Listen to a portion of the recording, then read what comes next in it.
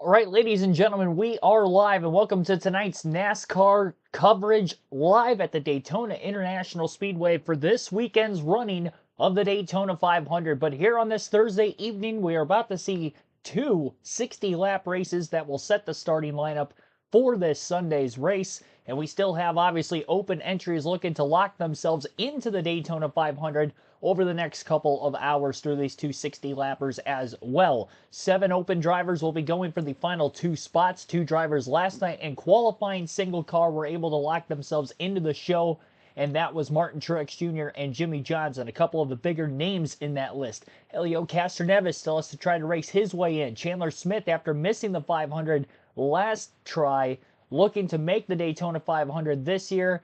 That's another big name on there. J.J. Yaley looking to make it back to the Daytona 500. He also missed the 500 in recent years. B.J. McLeod is up there. So a lot of drivers who are definitely going to be borderline whether they get in or whether they don't.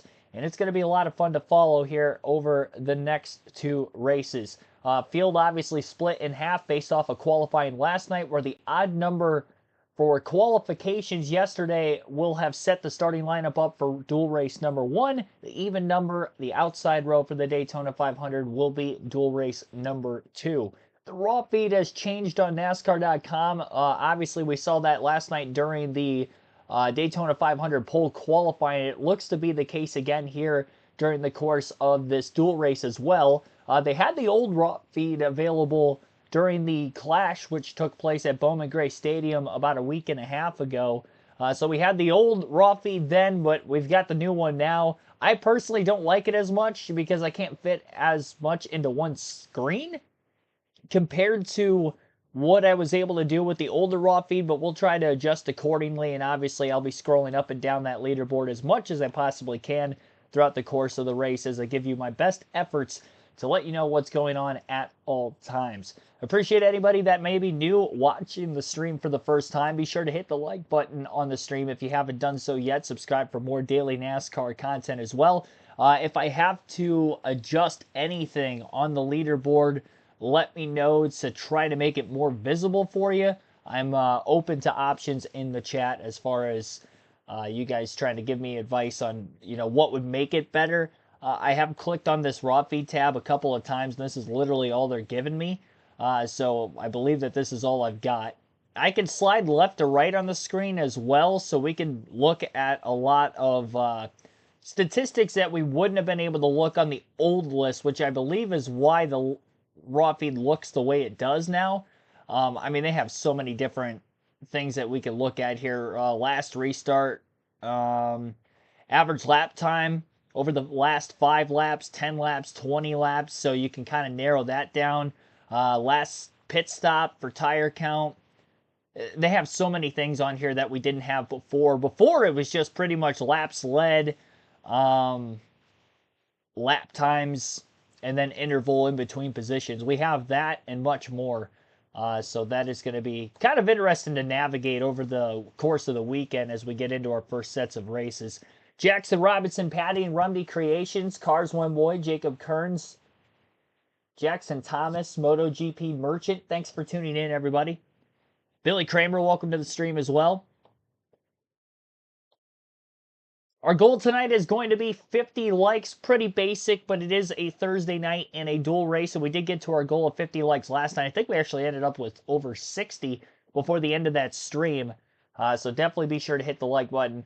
In the booth tonight, obviously, for Fox, we will see the usual suspects like we did through last year in Fox's coverage. That would be Mike Joy, Kevin Harvick, and Clint Boyer.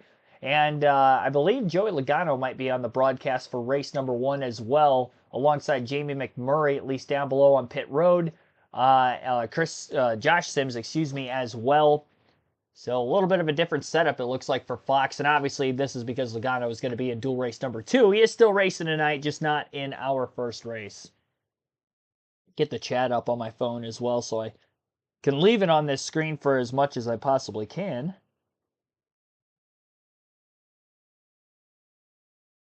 My TV wasn't working yesterday when I was trying to air the race, so I had to use my phone to actually watch qualifying. There we go. Frank Powers, welcome to the stream as well.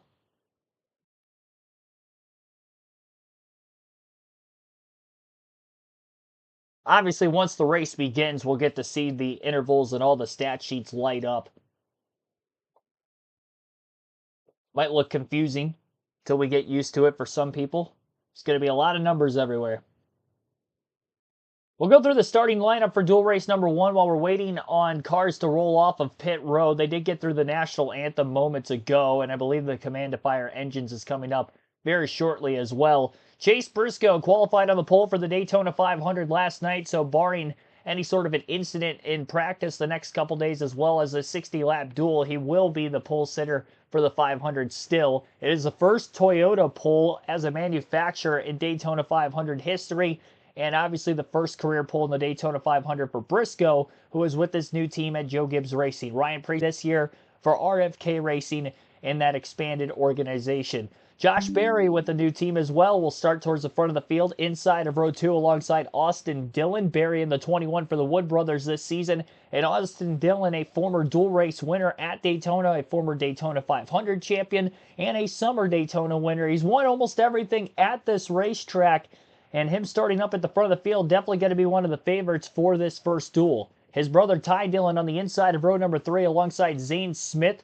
A different car number for Zane Smith as he's back with Front Row Motorsports, where he ran for his Truck Series Championship just a couple years ago. And Ty Dillon is back full-time in the Cup Series as well in the 10 for Kaulig Racing, and he will be running that car all season. Kyle Busch and Chase Elliott, the big names in row number 4, a couple of former NASCAR champions, though neither have won the Daytona 500, but they have both won dual races in their Cup career, looking to win another duel here tonight. Michael McDowell, the 2021 Daytona 500 winner, will start inside of row number 5 with AJ Allmendinger, who is also back in the Cup Series full-time this season for Kaulig yet again. Went Xfinity Series racing full-time last season. He'll be jumping back to Cup for this year. And again, both those two are starting in row number 5. Michael McDowell also in a new ride as well, so a lot of those new places, or new faces in new places seem to be in this first duel. McDowell jumping to Spire Motorsports and will be driving the 71 car that was piloted by Zane Smith last year, so a bit of a team swap between those two drivers for 2025. William Byron and Martin Truex Jr. will line up in row number 6. Truex locked his way in on speed yesterday, of course retired from full-time Cup Series competition last season, but he is back for the Daytona 500, and he did qualify on speed, so no matter what happens today, Truex will be going to the Daytona 500 on Sunday. William Byron is the former Daytona 500 champion of last season, looking to repeat that sentiment as champion here this weekend. Ty Gibbs and Tyler Reddick, couple Toyotas lining up in row number 7. Reddick was a dual race winner, I believe, last season, if my memory serves me correct. If it wasn't last season, it was the season before that. He's definitely won a duel at Daytona with this next-gen car, and I expect him to maybe work his way through the field with a lot of Toyotas in this duel. Another Toyota starting just behind him in row 8 will be Bubba Wallace alongside Justin Haley. Haley back in the 7-car full-time for Spire Motorsports, where he finished last season. And as for Bubba Wallace, he's also another former dual race winner. Justin Allgaier and Carson Hocevar will be making up row number 9. Allgaier, one of the open entries, trying to race their way in through dual race number 1. And I believe he's the highest qualifying, highest starting of the rest of the open drivers in this duel that have not locked themselves into the Daytona 500 so far this weekend. Carson Hocevar, to speak on him quickly, Rookie of the Year last season. Still looking for his first career win, but had a couple of top 5s right before the season was up last year, and a pretty respectable run, finishing just outside the top 20 in points. Looking to build on that in 2025, and with the expansion that Spire Motorsports made towards the end of last year and through the offseason, I'm expecting him to have a pretty stellar year, to say the least. Ross Chastain and Elio Castroneves, teammates for this weekend at Trackhouse Racing, is going to line up in row number 10. Castroneves has to race his way into the Daytona 500 tonight. If he does not do so, we will have 41 starters for the 500 on Sunday, as Castroneves will technically still be in the show no matter what happens, but it's going to be whether it will be a 40-car field or a 41-car field.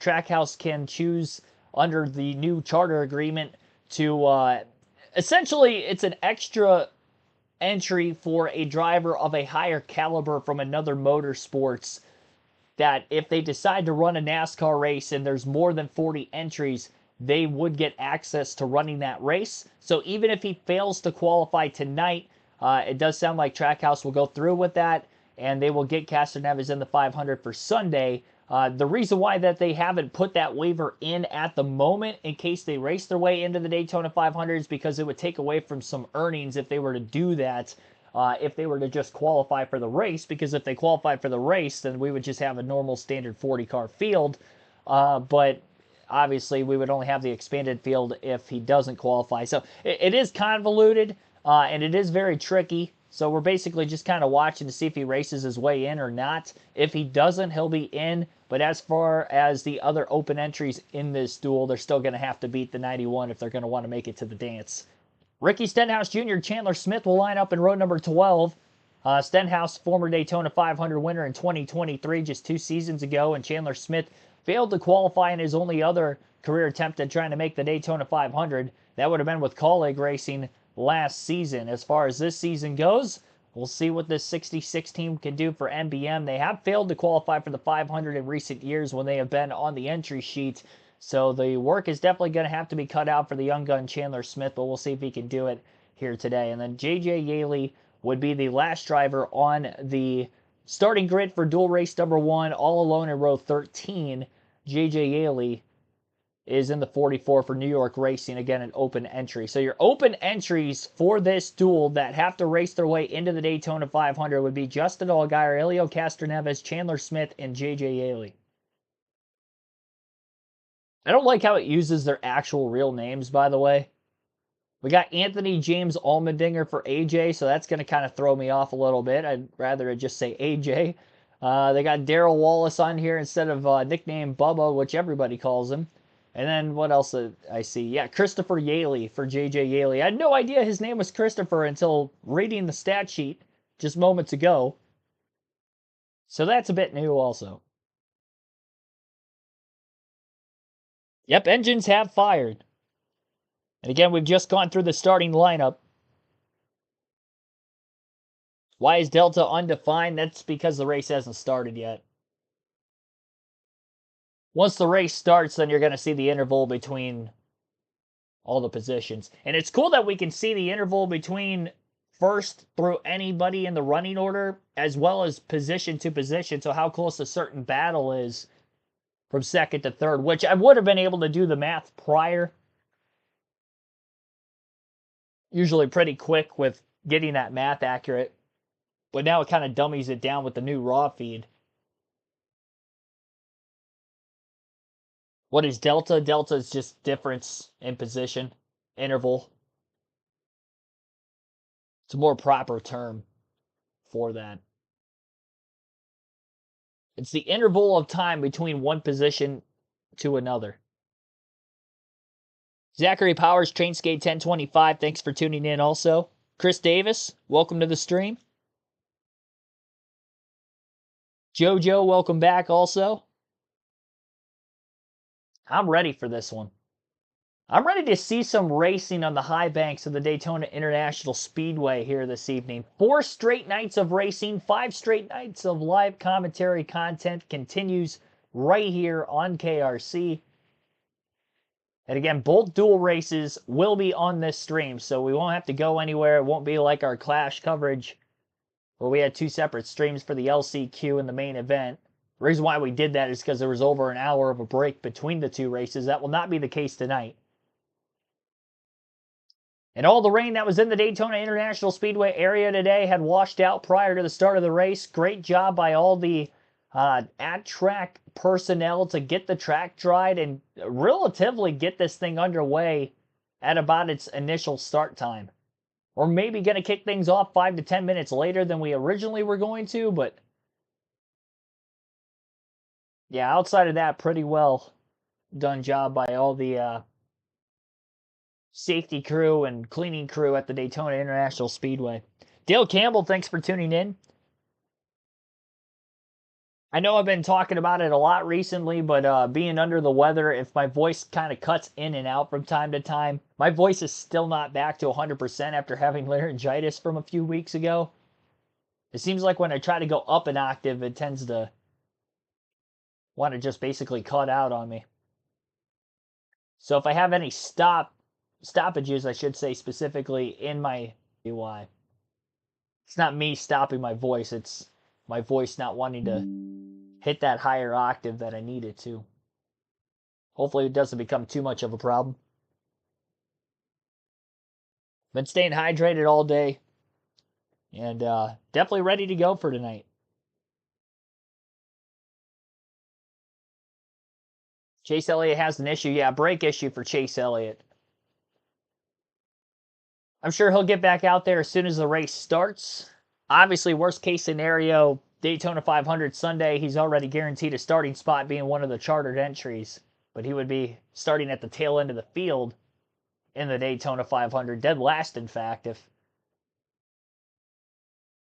he for some reason wasn't able to compete. But I'm sure he will.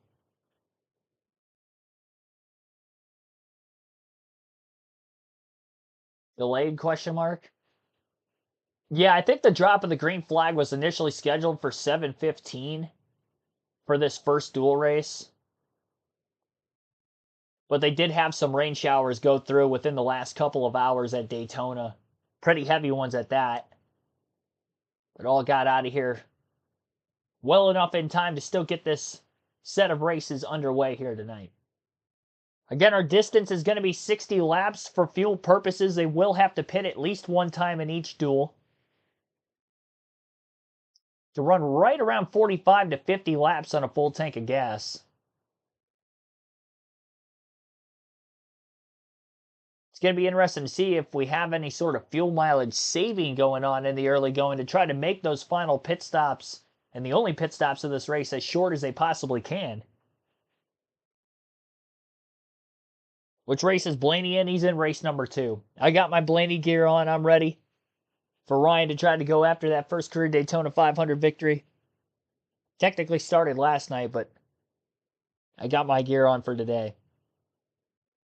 Yeah, a lot of the bigger names are in race number 2. There are some big names in race 1, but I'd say race 2 is probably the more stacked. But there's definitely some contenders in this one, even though the names might not pop up to some of these, some people like a Super Speedway, Chase Briscoe, Ryan Preece, Josh Berry, even the Dillon brothers, but they've had good runs in the past at Daytona and cut the field in half, and it only makes it more likely that they could do that. Again, 23 cars in dual race number 1. Dual race number 2 will have 22 cars, making up the full 45 entries for this weekend's event. 500 as an owner, what'd you tell your driver Justin Allgaier before he climbed in? I believe in it, and I believe in the car. We're as prepared as we can be to go out there and do it. If it's meant to be, it's meant to be. But we can't say that we're not ready, because we are. It should be a lot of fun. I mean, I'm nervous, yeah, but I'm also really. Talking with Dale Earnhardt Jr. right now on the broadcast. If you're wondering what we're listening to. So, it's awesome. I mean, being in the Cup Garage, the dream come true, and hopefully we'll get there one day. But we're loving this. Good luck tonight. Thanks, man. Mike. Next, Regan, row number 9, Ross Chastain from Florida in the number 1, and Elio Castroneves in the number 91. Row 11, Ricky Stenhouse Jr. in a Chevrolet, and Chandler Smith trying to get the 66 Ford into the show. Finally, J.J. Yaley, the Triple USAC champ and longtime regular. He will roll off 23rd in the number 44. Here's Jamie Little. Well, Mike Elio Castroneves is about to embark on his first ever stock car race. And he told me just before he got in the car, his plan is to follow his teammate, Ross Chastain, do everything that he's doing to learn for Sunday. Now, remember, he can't race his way in tonight, but if he cannot do that, he can fall back on that NASCAR provisional that they created for world-class drivers, as they call it. And if he does that, though, he'll be the 41st driver, and he gets no prize money, Mike. So he wants to race his way in here tonight. Absolutely, but he will be in the 500 regardless. He wouldn't get any prize money? Reynolds. That's so weird. Very short races, 60 laps, 150 miles. Kevin Harvick said Yes, they will be aggressive, especially at the end. 3 wide, several rows deep. All it takes is one bad push to go bad. It can cause the big one and send the driver. Not going to guarantee that we're going to see 3 wide, but we may see it. And let's take a look at some things that's been done. Larry Mack's guaranteeing it. A lot safer. It starts with the cockpit. Look at the seat. His head, his shoulders, his legs are encased in that carbon fiber seat. Look at the seatbelt system, a 7-point harness, 2 shoulder harnesses, the lap belt, and 3 submarine belts and hooks between his legs. But a big thing that's really evolved is the headrest area. Look, the left, right, and the back of his head is encased in that headrest. His head can barely move. And then the thing that's mandatory, the head and neck restraint device. Over the shoulders, tethered to the helmet, and you're going to see straps that go over it to keep it in place on the shoulder harnesses. But guys, going back to that headrest, when you think about foam, you think about something that's soft. Kevin Clint, that foam is far from soft. It is definitely not soft, and the reason that's why you don't want it soft, because if it's soft, your head blows right through it, grabs your head, and when you look at these types of hits, and you see Ryan Blaney right here last year, bouncing around, going to get hit again. You saw Ryan Preece in the wreck before that. That little bit stiffer foam keeps everything intact, and when the foam gets too soft, your helmet digs into it and starts to grab your neck, and you don't want that to happen. Yeah, and it's not soft. I mean, Let's go 4 wide while we're at it. These guys go through it. That frontal impact, keep an eye on that Hans. That's what saved Ryan Preece in that. One of the hardest hits I've ever seen. Well, we saw Ross Chastain on pit road, so they have an issue, and the hood up. Tonight's honorary pace car driver at the Lights are out, boys. first dual race Buster off. Lights are out on the pace car. From NASCAR chairman Jim France. 50 years he has been a NASCAR official. He was the first hauler driver for NASCAR when all they had was one tractor trailer to send to the races for officiating in the early days. Now he oversees the operation of 17 of them to operate the 3 national series and the regional tours. This will be Buster's last race before retiring, and we thank him. Wish him well. Great guy. That is a great guy. Yep. Is that the same dude that hit the barrels at Phoenix last night? The product fell out. In fact, We were eating in the tent, and I was like, how am I going to get out of here? yeah, but the wind came in from the coast, and between that and a bit of sunshine, dried this track in record time. So we're ready to go for 60. I was going to say. 50 miles. The fuel window just 40 to 44 laps. So we will have a pit stop, and it could well be under green. Strength in numbers here, Kev. Yeah, light goal is 50, but honestly, we can get to 100 the pace we're at right now. We're at 33, and we haven't even had the first race start yet. Although, we are getting close. The pace car is about to work its way off of turn 4 this time. The lights have been out, so that means we will be going green.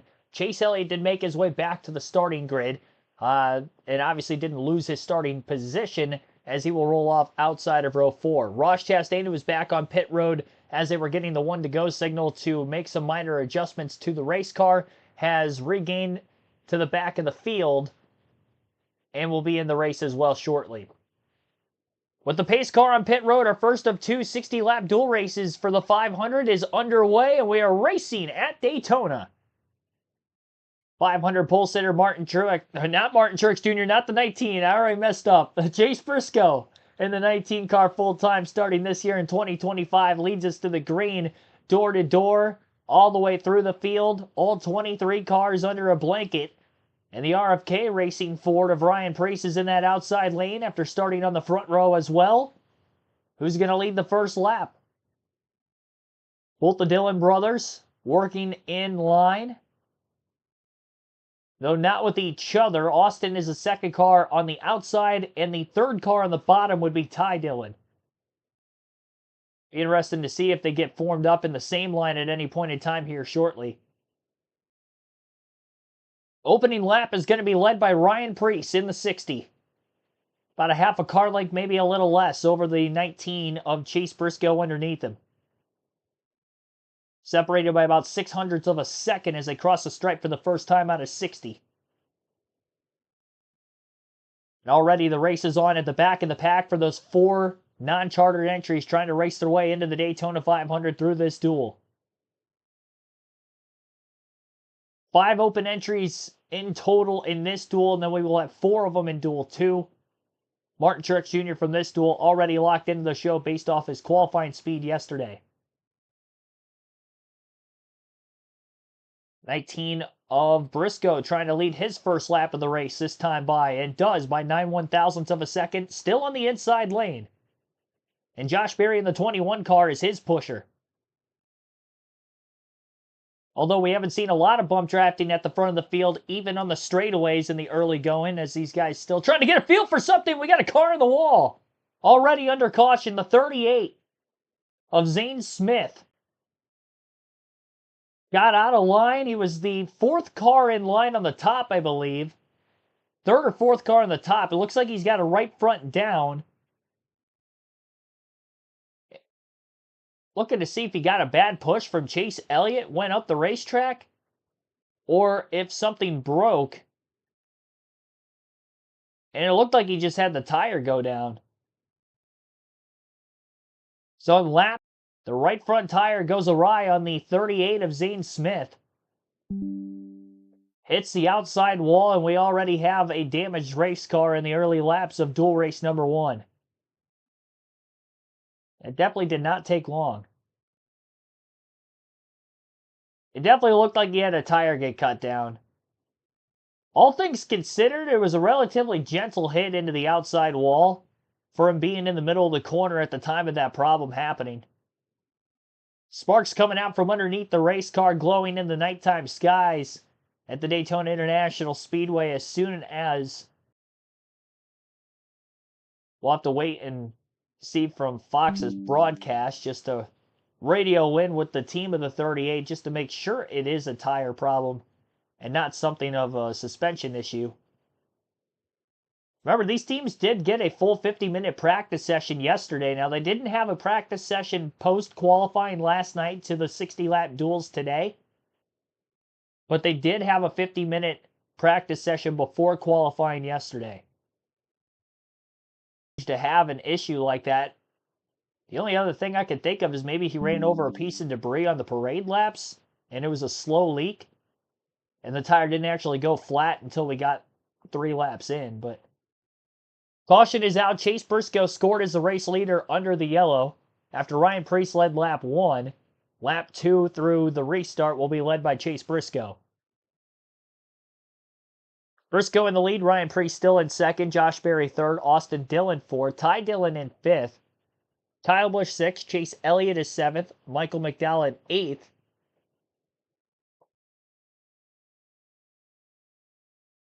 Ninth for AJ Allmendinger, and Ty Gibbs rounds out the top 10.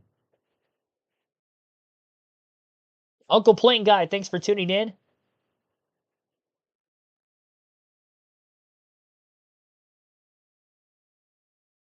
No provisional prize money for Ross. It's like you'll date Dad's. Oh, okay. It's like your date's dad picking up. I'm trying to read that comment.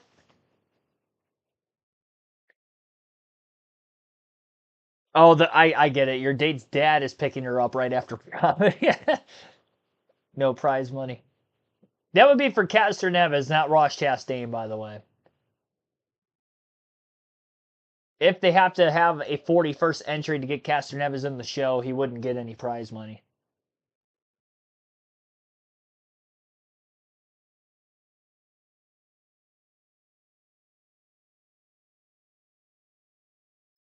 We'll have to monitor, obviously, if Zane Smith is going to return back out onto the racetrack, but he definitely had some parts and pieces dragging very violently underneath that right front as he was trying to limp his way back to pit road. Zane Smith's already up to 14th, biggest mover of the non-chartered entries.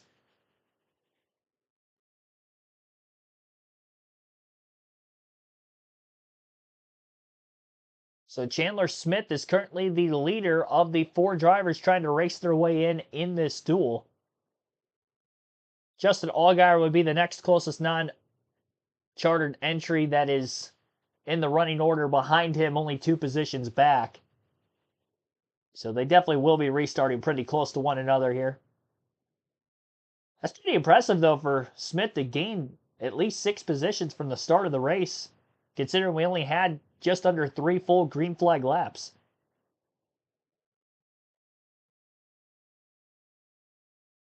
Elio's going to be in the 500 nonetheless. Yes, that is true. Irina Sayre, thanks for tuning in as well. Emogene Blevins, welcome to the stream. Yep, got the Blaney hat and shirt on. I was representing while I was at work earlier today, too. One of my supervisors is a big dirt racing / Kyle Larson fan. Gave me a shout out. Noticed I was wearing my Blaney stuff about halfway through the day. We have these full aprons that we have to wear at work, so it kind of blocks off. He must have saw it from behind, where the apron's more open. I mean, I was wearing the hat all day, so I was surprised they didn't draw a conclusion that the number 12 was a NASCAR deal. I always try to shout him out whenever I see him wear his Kyle Larson shirt at work from time to time, so I'm sure that's why he was trying to do the same. Us racing fans have to stick together, you know? I'm always shouting out people that are wearing NASCAR merchandise or some sort of racing shirt. I'm quick to discover that. I don't care where I'm at. I could be grocery shopping, randomly run into somebody else that's wearing some NASCAR stuff. I remember this one time I was at Walmart last summer, and there was this couple that was they were both wearing Ryan Blaney stuff, and I actually had the one shirt that the one guy was wearing too. It was an older shirt. I think it's from 2018. First year that he was driving the 12 car. We've got pit stops. Drivers came to pit road for fuel only, just to top off. Yep, they might be within the window. Bunch of quick stops. It's going to be close. And one lengthy one. Justin Allgaier was in to change 4 tires. And during this caution flag. Minor adjustments, maybe, as well. Like Justin Allgaier did change 4 tires. That was not the original plan. As he came into the pit stall, slid the tires out of abundance of safety here early on in the race. They decided to go ahead and change those tires. They weren't quite ready for it when it happened, though. Everything worked out fine once they got the stop in, though. Oh, here comes most of the rest of the field this time by to come in and top off. Here's some audio from Elio Castroneves' car.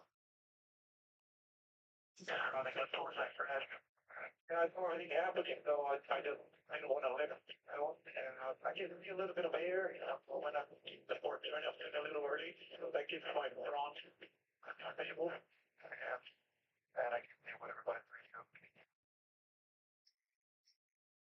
Well, he's learning, and I think as you go through this process, he's going to have to go through the situations with the car and understand what does what, because the lingo and the things that he's used to in the IndyCar are just not going to apply like they do here. And the only way to find out, Clint, is to get in the middle of a race and go.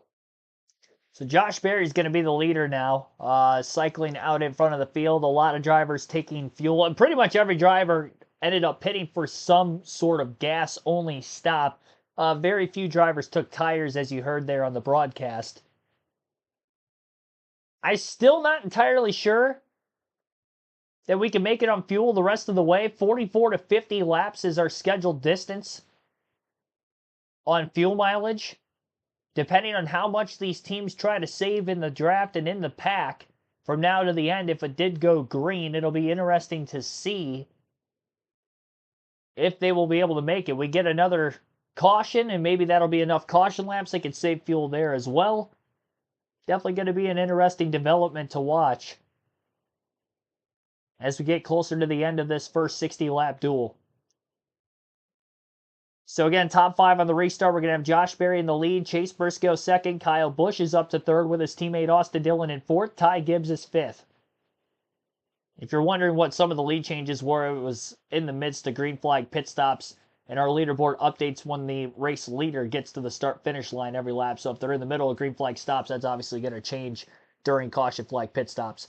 Green flag is back in the air. Briscoe is on the inside of row 1 yet again, but again, not the control car. Josh Berry on the outside is. And Berry, who was tucked in line in row 2, on the inside behind Briscoe for the first 2.5 laps before the caution, has now got clean air on the top lane of the racetrack.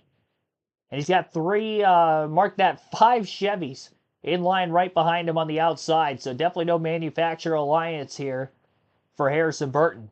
Very few Fords in this first race, a lot of Chevys, and I think there are actually more Toyotas than Fords in dual to pull clear on entry into turns 3 and 4, that being the 21 of Barry and the 3 of Austin Dillon. Briscoe and Busch down on the bottom lane, starting to get a little bit closer to the very front of the pack, although they lose ground through the tri-oval. And the 2 cars from the outside move down to the bottom, that being again Dillon in the 3 and the 21 of Barry.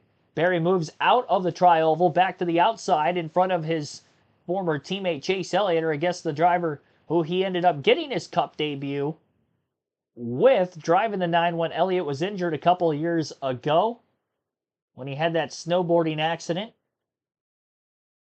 Helped pave the way for Josh Berry to get a full-time ride in the Cup Series last year for SHR, and then going for closure in his first full-time season in Cup competition. So Berry, season number 2 full-time in the Cup Series with team number 2. And that Wood Brothers Ford went to victory lane the last time we saw these Cup cars at Daytona as well in the summer event last year, when Harrison Burton was able to get the 100th victory for the Wood Brothers organization at the World Center of Racing last season. Barry's got that outside line working very well, showing off a lot of speed. Austin Dillon, after quickly moving to the bottom of the track from the outside of row 2, is the first car in line on the bottom lane of the racetrack, but the top 3 cars up high now are clear of where Austin Dillon is on the track. About to be 4 cars and then some, as there are just way more numbers in that middle to second line of racetrack compared to the cars down on the bottom. Bottom couple rows on the restart are definitely losing ground. They didn't show it, but actually Chase Elliott made a pass for the lead. I noticed that there was some lane changing at the front of the pack when they got into turn 3. Josh Berry, who was the leader, and I mentioned already those top 3 to 4 lanes on the outside were clear of the bottom, while Elliott, who was in second place with that line of about 5 Chevys behind Berry, decided to all move to the bottom at once, and they tag teamed Josh Berry to get to the lead. So Chase Elliott got credited for leading that last lap, and he's got a couple of Chevys that went with him that are now down on the bottom lane if he needs help. And those Chevys would include the 2 Spire Motorsport cars, 71 of Michael McDowell, the 16 of AJ Allmendinger also down there. Josh Berry in the 21 starting to move forward yet again. Gets to the back bumper of Chase Elliott. Elliott blocking a bit through the middle of the tri-oval as we reach lap 12.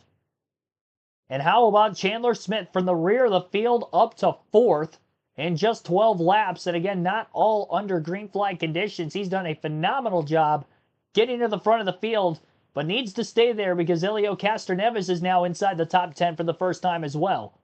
Hovering right around 8th and 9th places, Castroneves back and forth with Austin Dillon in the 3. And it looks like Castroneves is the 3rd car on the outside line right now, while really the top 3 in this pack keep kind of moving from top to bottom, trying to control both lines and maintain their track position at the front of the field. Briscoe's pulled out of the lead pack. Again, he is on the pole for the Daytona 500. Currently scored in 22nd as of right now. Has nothing to race for. He spent a little bit of time in the pack and now looking to take things easy in case something crazy happens. Smart move. Get a few laps of practice in there in the draft, and we still have 2 more 50-minute practice sessions before Sunday's 500 as well, that he can still get more track time and maybe some sort of drafting practice between now and Sunday's race. Ryan Preece has lost a ton of ground as well. He's at the very tail end of this lead pack. Outside the top 20 out of 23 cars. Looking back on Zane Smith, who ended up bringing out that caution in the early laps, he has currently scored 7 laps down, and I do believe he is out of the race trouble. And the 66 is hard into the wall. A head-on impact in turns 1 and 2 for Chandler Smith, and that looked like a violent impact. Just saw the very tail end of it as his car was spinning like a top in the middle of the corner after nosing the wall so viciously. He was just up in the 4th place position And obviously with this incident, that means that Chandler Smith will not qualify for the Daytona 500. It was one of the open entries, and as of right when the caution came out, he was the open entry. Castor Neves also caught up in the wreck. A lot of damage on the 91. Ty Gibbs had some damage around the left front of his car. Let's listen into the broadcast and see exactly what happened there. Yeah, Chandler Smith did not. No. Josh Nevis will have that provisional. And he really needed these 60 laps. These were his only opportunity to run and draft and pass cars. It was good to see that window net come down quickly on Chandler Smith's car. That's the signal to safety crews that he is okay. There he is. Not sure what happened to Castor Nevis here. Yeah, he was. We're told he was down on the apron, and the car lost control, went off into the grass, rolled to a halt. So remember, he has that provisional that NASCAR introduced this season. Let's see what happened here. Chandler Smith, 66, third place.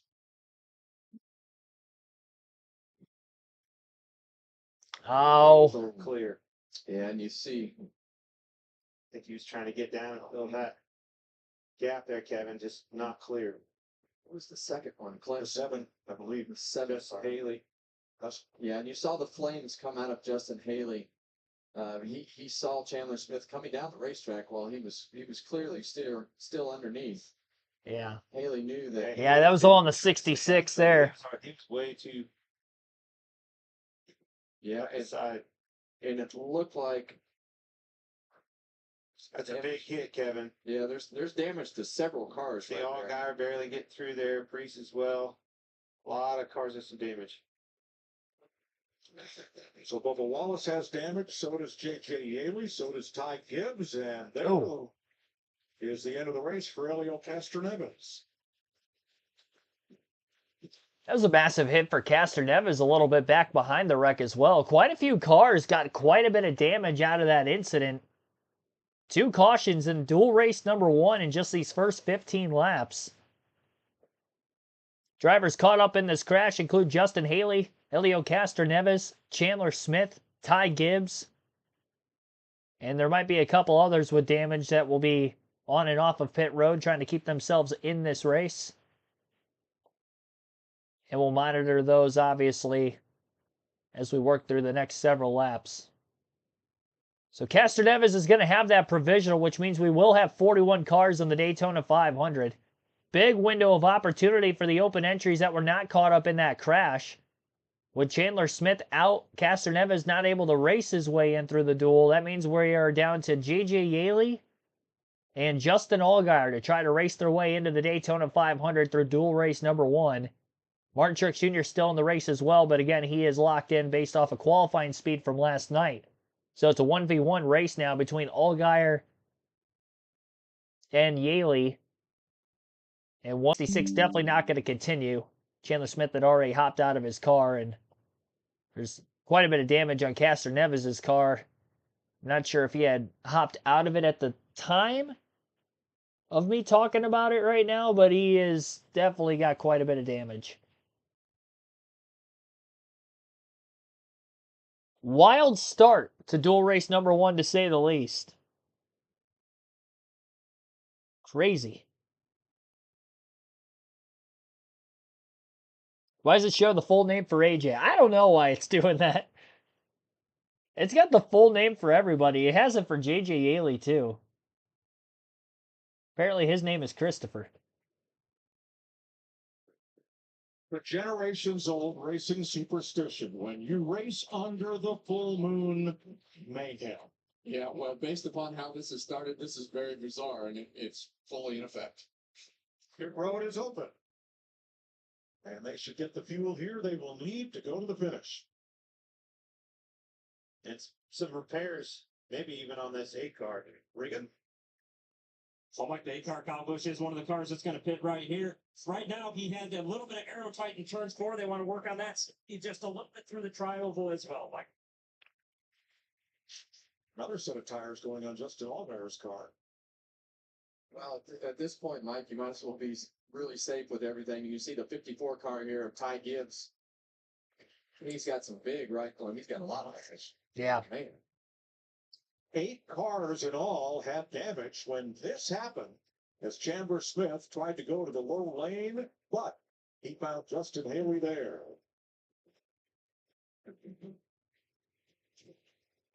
What do you got? Yeah, it seems like Castaneva's crashed like way after the fact. When he was riding very slow and just clipped the apron in a weird spot, lost control of his race car. Definitely a factor of not having much experience with these cars. Really none at all up until yesterday. Or his first laps on the racetrack through practice. Just had pit stops. Everybody's definitely going to be good on fuel to the end of dual race number 1 now. And of the 8 cars that were involved in that incident, as stated by Mike Joy over the broadcast, we'll have to wait and see exactly how many of those 8 cars are going to remain in the race. We can definitely confirm that Castroneves, Justin Haley, and Chandler Smith are definitely out. But there were several others that had quite a bit of damage also that are still on pit road. Ty Gibbs probably the next of the bigger names of drivers that were involved in that. But obviously with the damage done to the race car too, you have to wonder if, even if they finish this race out, will that car be able to be in use for the Daytona 500? Or will rolling out a backup car be that much better for them aerodynamically? The good news is with 2 full practice sessions, if they did have to go to a backup car, and even the drivers involved in this crash, or even the 38 who was involved in the first incident, if they all have to go to backup cars, at least they will get some practice time with them. Where on most race weekends, if you end up crashing in a practice session, you don't really have any laps with the backup car when the time the race begins on that Saturday or Sunday. So that will definitely be a benefit for all those drivers from tonight. Not understanding the Delta red line. Okay, so I'll use my cursor. Delta to the leader right here. This is obviously all the intervals between first and every position on back. So that's why you see a bigger increment with each position. So this is back to the leader. Where it says Delta next, which is the second category to the right of the driver name, that category is the position or the interval between each position. So a half a second or a 0.495 under caution here between Michael McDowell and Martin Truex Jr. 0.47 between Truex and Hocevar in second and third. 0.507 between Hocevar and Reddick. When it lights up in red, I believe it might be position change. I'm not exactly sure on the color barrier there. That'll have to learn as we go on still. I haven't paid too close of attention during green flag action to see if there's any difference or if there's even multiple colors between the two.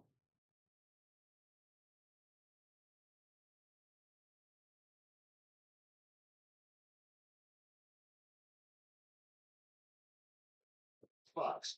Check your local listings or go to NASCAR.com for the latest tune-in information. 17 complete. Couple of cars pitting here as we come to the end of this caution period. Aerial coverage provided by Goodyear since 1925. The Goodyear blimp has been inspiring fans to keep looking up and keep driving forward. Glad to have it here for Speed Week in Daytona. 8 cars involved with damage.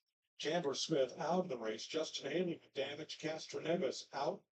Ty Gibbs, Bubba Wallace, J.J. Yaley, Kyle Busch, Tyler Reddick all received some damage in that one. Well, Michael look down that list as they clean up here. You see him sticking the bear bond on there. Trying to fill some of those holes to make that thing go as fast as you can because you want to finish as high as you can. The car's already tore up. So you want to finish as high as you can in order to get the best starting position that you can. Last week, NASCAR honored Dr. James Sicking with the NASCAR Hall of Fame Landmark Award. Watch the impact of Chandler Smith into the safer barrier. It's a big one. By Dr. Sicking and his associates and you'll see how that steel barrier backed by foam collapses and mitigates the impact transmitted to that race car and to the driver. Countless lives have been saved by the safer barrier since its implementation. Yeah, look at that. Wow. 7-car hit a ton too.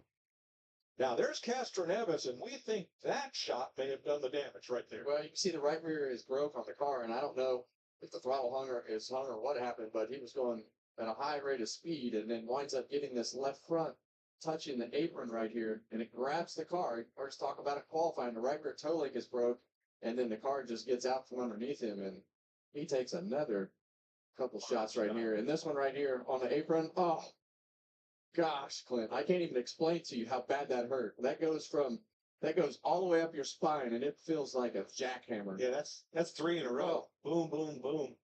Well, this may be the strangest start to a dual race I haven't ever seen at Daytona. Yeah. But we're going to take the restart green with Chase Elliott and Josh Berry up front. Austin Dillon and Ross Chastain, Allmendinger and Byron. Only 5 cars have elected to restart on the outside with the choose rule in effect, so I would expect that this is going to be a lot more tame racing, at least initially, on this restart. Green flag back in the air here, lap 20, after having not 1 but 2 cautions in these first third of the duel. And the race is on for those open entries yet again to try to work their way to the front of the field. J.J. Yaley and Justin Allgaier, the 2 drivers trying to battle for their way into the Daytona 500 for the rest of the duel. They're the only 2 open entries that remain in the race that aren't already locked in. Quite a bit of bump drafting at the front of the pack, at least. Chase Elliott getting a push from Austin Dillon most of the way through turns 1 and 2. Same for Ross Chastain on the outside lane to the back of the 21 of Josh Berry. Berry clear as they get into the corner. Chastain still pushing, as we only have about maybe 9 cars, 10 cars. 10 cars in this lead pack. Then there's a bit of a gap back to the 11th place car of Carson Hocevar. Justin Allgaier in the 40 whips to the outside of Hocevar. He wants to get to this front of the lead pack and put some separation between himself and Yaley. Chase Elliott battles on the inside lane yet again. Had a nice shove from behind by the 3 of Austin Dillon getting into turn 1. Pulls back alongside the race leader, Berry. We'll have 39 laps to go in Duel 1. This time by at the line. Dillon bump drafting the 9 of Elliott again on the back straightaway, while the top 2 from the outside pull to the bottom entering turn 3. So Chastain cleared to the inside. Same for Berry as Berry continues to lead. That 21 cars looks strong when he's been out in front. Reminiscent of, again, last August when Harrison Burton was able to win in that car. Although Harrison Burton, in winning that race, the only lap he led was the last lap. Berry's already led way more than that in the duel here tonight. Obviously had a pretty good starting position, which helped as well.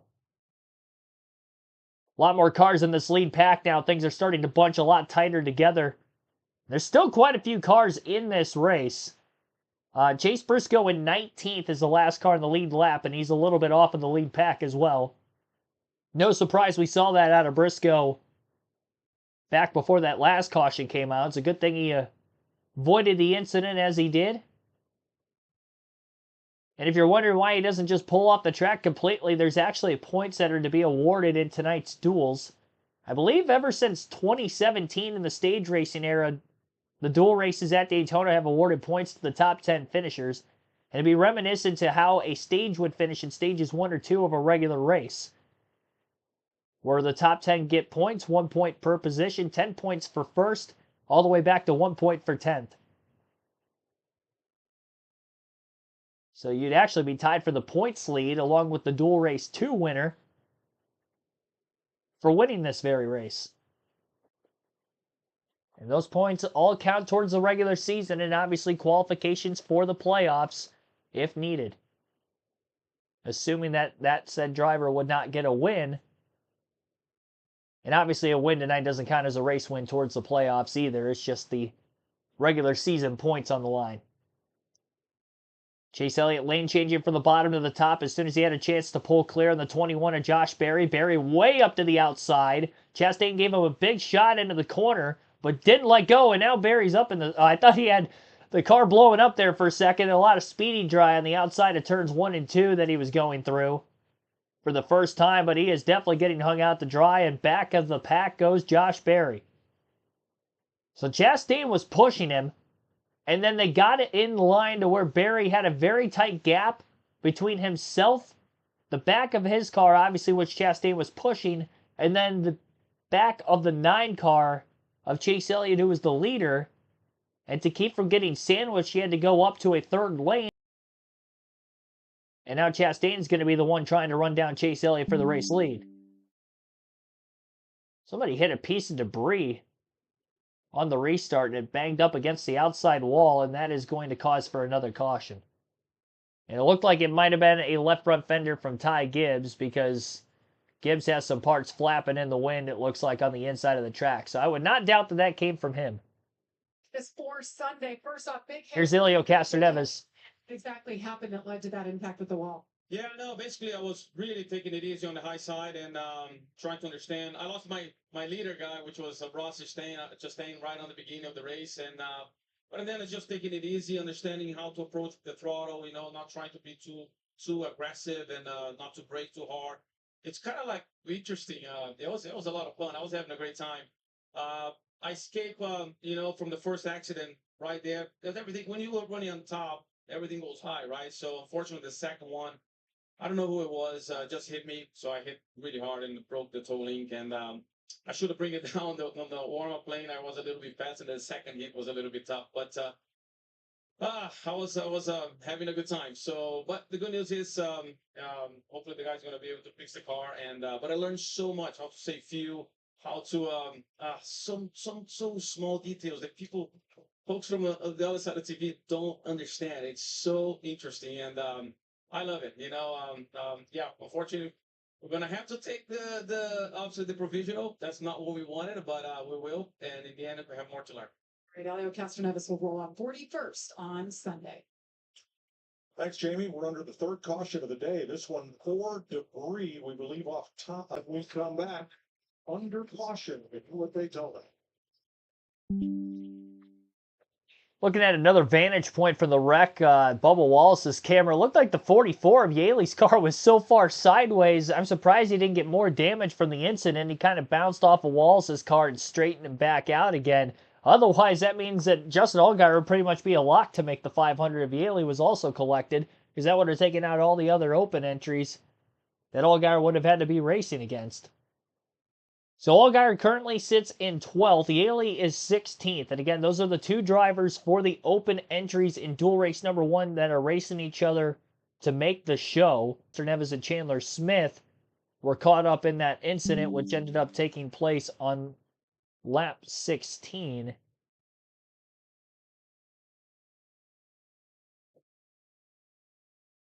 And we are under caution currently for debris off of Ty Gibbs' race car, which appeared to be his left front fender. So 3 cautions in the first half of dual race number 1. Definitely a very slow start to things here tonight at the Daytona International Speedway. Our current rundown of the full race leaderboard will look like this under the caution. Again, Chase Elliott is leading. Austin Dillon is second. Josh Berry third. Ross Chastain fourth. AJ Allmendinger in fifth. William Byron sixth. Tyler Reddick in seventh. Bubba Wallace is 8th. 9th for Ryan Preece. Martin Truex Jr. is 10th.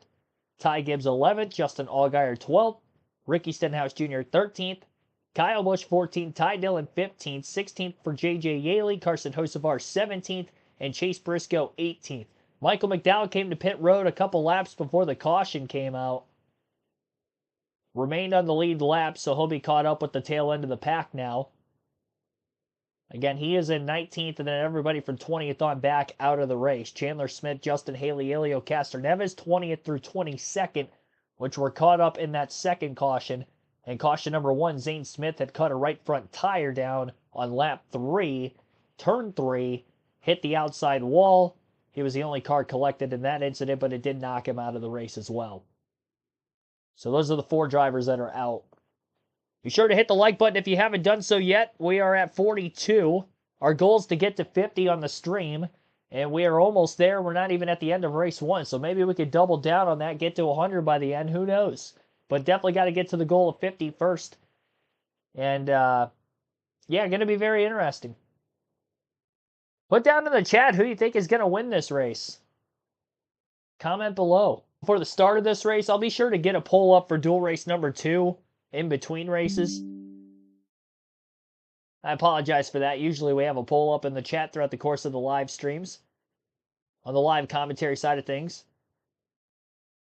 We will have a diecast showing. In between the races tonight will be our diecast showing. It'll be the first one of the year.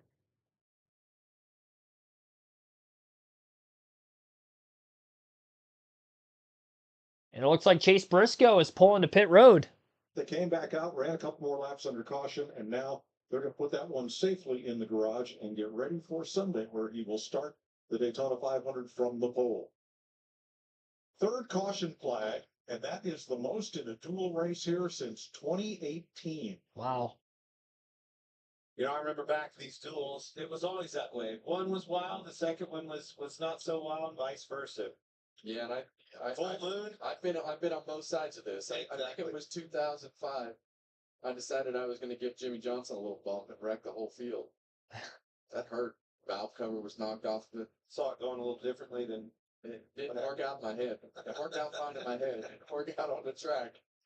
18 of 23 starters still running, the last of which is Ty Gibbs. He had a lot of right side damage from the crash on lap number 14. And when he lost the right side window, as we showed up there in turn number 2, that debris caused the caution flag. A lot of damage there. And in the battle to make the race, Martin Truex Jr. in 8th place in the 56. Ahead of Justin Allgaier in 15th place in the number 40, and J.J. Yaley, whose car has damage, but he is soldiering on right behind in the 44 in 17th position. you see him right there, though. Still not in the clear if you're Allgaier. I know Yaley's car's damaged, but the way this race is going, Yep. anything can happen. Lap 29, green flag back in the air. Chase Elliott and Ross Chastain will be the two drivers on the front row this time around. Elliott on the inside and Chastain up high on the top. Chastain's got Elliott's teammate, William Byron, in the 24 car pushing him. Another Chevy on the bottom, though, still behind Chase Elliott, that being Austin Dillon, who has been towards the front of the field for most of the night, although has not led yet. The outside lane seems to be the dominant lane of the two. Throughout the course of the race so far, we'll see if that'll continue to stay the same as we get to the second half of this event. Byron locking bumpers beautifully down the back straightaway as they get to speed. Ross Chastain and Byron both clear of Chase Elliott. And now there's at least 5 Chevrolets down on the bottom lane of the racetrack. Moving quickly to the top to cover the 2 Toyotas of Bubba Wallace and Tyler Reddick, who are starting to migrate closer to the front of the field for the first time here today. Ryan Preece, who started on the front row, fell behind early, missed the crash. He's back in the top 10 and 8th, riding in line behind those 2 Toyotas on the outside of, again, Wallace and Reddick. 2311 Toyotas, I should say. Those two are in-house teammates. And now they're going to give a push to William Byron, who stayed to the outside after Chastain moved back down to the bottom in front of Chase Elliott. Byron was not able to do so. But Byron gets the push from Wallace and tries to continue on at the front of the field as he looks to take the race lead away from Chastain. Working off of turn 4, 24, Byron's got his nose out in front. And at the start-finish line, he does lead that lap. First lap led for William Byron today. Lap 31, we're officially halfway through race 1 in our Daytona 500 dual race. Justin Allgaier's back at 15th, J.J. Yaley 17th. And they're currently running nose to tail in the outside lane, tail end of this lead pack. Wallace bump drafting Byron. He's gotten both cars out ahead of both of the inside line cars. With doing that, Bubba Wallace quickly pulled to the bottom entering turn 3 to cover the one at Chastain. They'll quickly back up to the outside and now looking to get to the outside of the 24 as well. Great move by Bubba Wallace, and his teammate Tyler Reddick went with him. They would have hung out the 24 had Byron not moved quickly down to the double yellow line in front of Ross Chastain. So Chastain picked him up in the draft very quickly. But it's the Toyotas of Wallace and Reddick that now pace the field. That was a great move by a great super speedway racer. Calculated, and it worked out beautifully. And he had the help, obviously, to pull the maneuver off once more. Even with the crashes we've seen already in this duel, we are seeing some aggressive racing going on right now. A zigzag move of sorts by Ryan Preece, who was on the outside behind Tyler Reddick in the third line. Moved down to the bottom to clear the Chevys and move up in front of Tyler Reddick to try to, again, make a move on Bubba Wallace for the lead. Instead of being the third car in line on the top, Ryan Preece is now the second car in line on the top. More side drafting starting to go on for really the first time through the middle of that last corner. Byron went up to try to side draft Bubba Wallace on the outside. Chastain pushing well into turn 3 before letting go. Byron clear.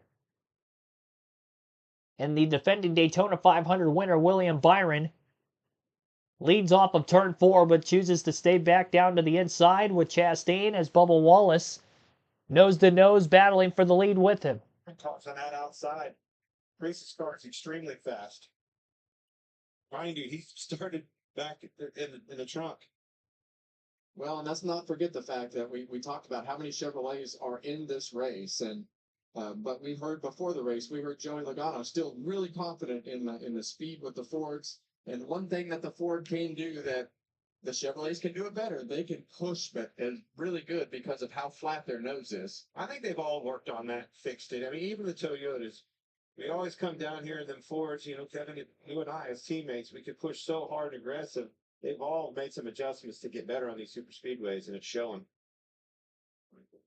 Wallace had come right down on Byron in the corner. You couldn't put a piece of paper between those two cars, trying to keep the 24 down against that double yellow line, below which is no man's land.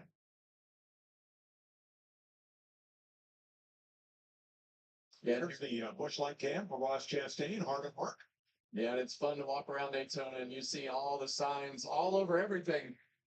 Busch Light does a great job in activating the Daytona 500. Ross is doing a great job inside of this car. Yes, watch his eyeballs, watching that mirror, watching the car in front of him, keeps glancing in the mirror. It's still kind of weird to look at that Busch Light car and not be in it. Right on your right now, even like That's Brandon McReynolds, his spotter. See, right out of the triangle, just right immediately to that back bumper. And that is just being really good at being able to drag the brake and just control the distance to the car in front of you. You can lift the throttle a little bit or do both. And I think that is he's doing a great job of controlling the gaps, and they're able to keep themselves up front. All I going 186 miles an hour. Forget that. There is that. I try to tell you this all the time, Clint. Everything matters, and there's a process to everything these days. I know you don't like to hear the process. Looking at Preece for William Byron. He was one of the happiest drivers here during that practice session in the morning because they had a big problem. RFK Racing had a new batch of power steering bumps, and there was a seal issue that affected both Preece and his car owner driver, Brad Keselowski. They changed it on all 3 of their cars. Everything was fine. Regan?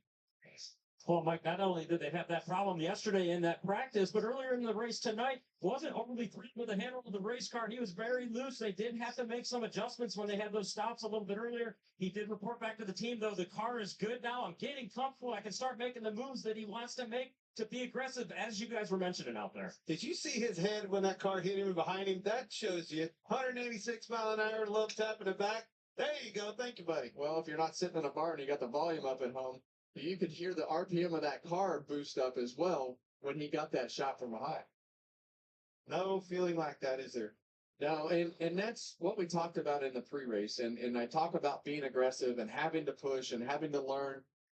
These guys are all getting comfortable, and the more comfortable they get to keep those gaps close in front of them, you have to be aggressive in this car in order to keep your line moving. There is no riding anymore. You're not going to make your way from the back to the front. It's a every lap fight to keep the track position and keep the car in the right place. Keep an eye on this, guys. Just keep an eye on them open cars. Yeah, Justin Allgaier now first in class with J.J. Yaley. Truex dropping back a little bit here.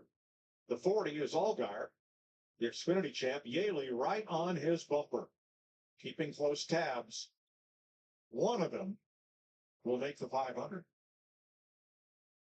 Well, you're lifting. Yep. Big time. Yeah, That was a big lift. and those, yeah, you That's why. Josh Berry out of the line there. Something stacked him up there. Do you have a sixth sense? Do you just sometimes just feel, I don't need to be here right now? Well, you do, but we were talking about Allgaier and Yaley racing for their lives to get in this Daytona 500. They don't have that option.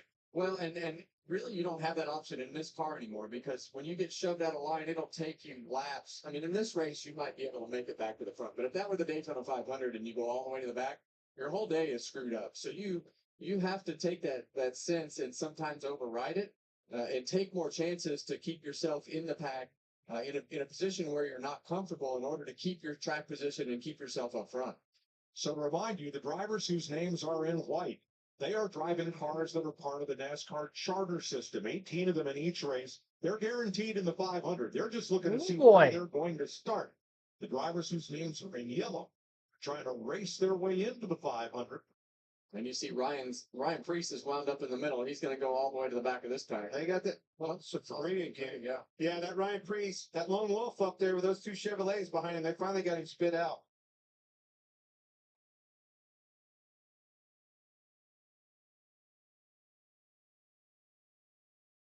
Wow.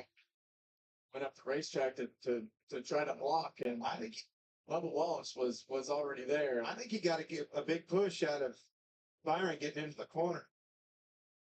Well, and he ended up in what Darrell Walter calls the sucker hole right there. And everybody goes streaming by you on both sides. And I think he thought he was going to block that line a little bit and wound up just a little bit too late. And luckily, Bubba Wallace had somewhere else to go and didn't get turned around. That was close. So Preece back to 14. William Byron on point, and Darrell Bubba Wallace on the outside. Yeah, and I feel like Ross Chastain has the pusher down there. When you get into those zones where you're just locked in and everything is working perfectly and you've got the timing of all the pedals right and you can control that gap within inches, I feel like that's where Ross is right now behind that 24 car. And you wind up with cars that you just feel more comfortable pushing than other cars, and they're definitely doing a really good job. And I think you're spot on of that. He's in good company. He's got Byron, or the two teammates of Byron and Chase Elliott right behind him. Those three Chevrolets teamed up. Well, Michael Jordan should be smiling. His two Toyotas owned by Jordan and Denny Hamlin. Got that beautiful brand new, don't call it a shop, right alongside Interstate 77 north of Charlotte. Airspeed is its name. And they hold the front of the outside lane. Commercial break under green flag conditions with 18 laps to go in dual race number 1. William Byron is scored as the race for Ross Chastain, Ryan Preece in 4th. Chase Elliott 5th, Tyler Reddick 6th, Austin Dillon in 7th. 8th place Ty Dillon, AJ Allmendinger 9th, and Josh Berry 10th. Martin Truex Jr. 11th, Michael McDowell 12th, Ricky Stenhouse Jr. 13th, 14th for Kyle Busch, and Justin Allgaier 15th. 16th is Ty Gibbs. Christopher. J.J. Yaley, I was reading it on the list. It says Christopher. J.J. Yaley, 17th. Carson Hocevar, 18th. 19th. Chase Briscoe, who pulled off track 7 laps ago. Chandler Smith, 20th. Justin Haley, 21st. Elio Castroneves, 22nd. And Zane Smith, 23rd. We are under caution for the 4th time in dual race number 1. And I'm not sure what the caution is out for. They just got to the start-finish line for 18 laps to go. And they were under green flag conditions, and then once they cut the commercials when the yellow flag came out, it did look like there might have been debris on the racetrack again a couple of laps ago. Surprised that many laps went by before the caution came out, but that might be what this is going to be the halt before we get to the end of this race. The next halt, specifically. We'll take a quick break while we're waiting on them to come back from commercial break to see exactly what this caution is for. Again, you're listening live on KRC to dual race number 1 at Daytona.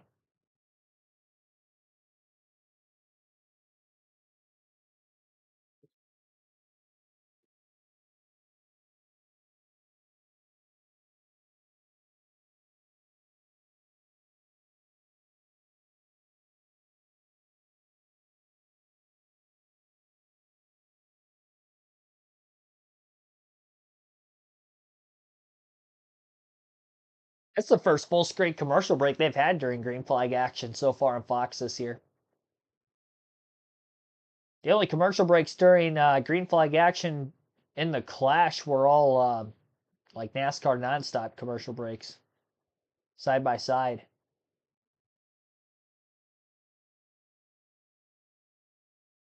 I'd imagine we didn't miss an incident because they probably would have cut from commercial break by now. Usually in that kind of an instance, they're pretty good about cutting from break early.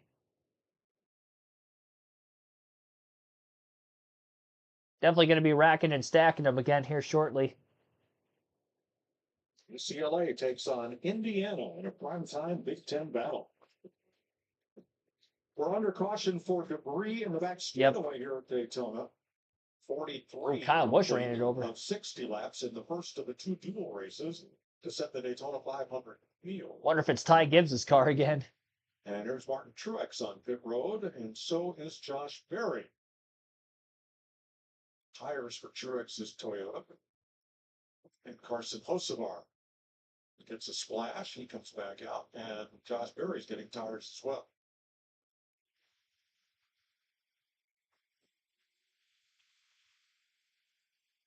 Tonight's aerial coverage provided by Goodyear, celebrating 100 years of an American icon, the Goodyear blimp.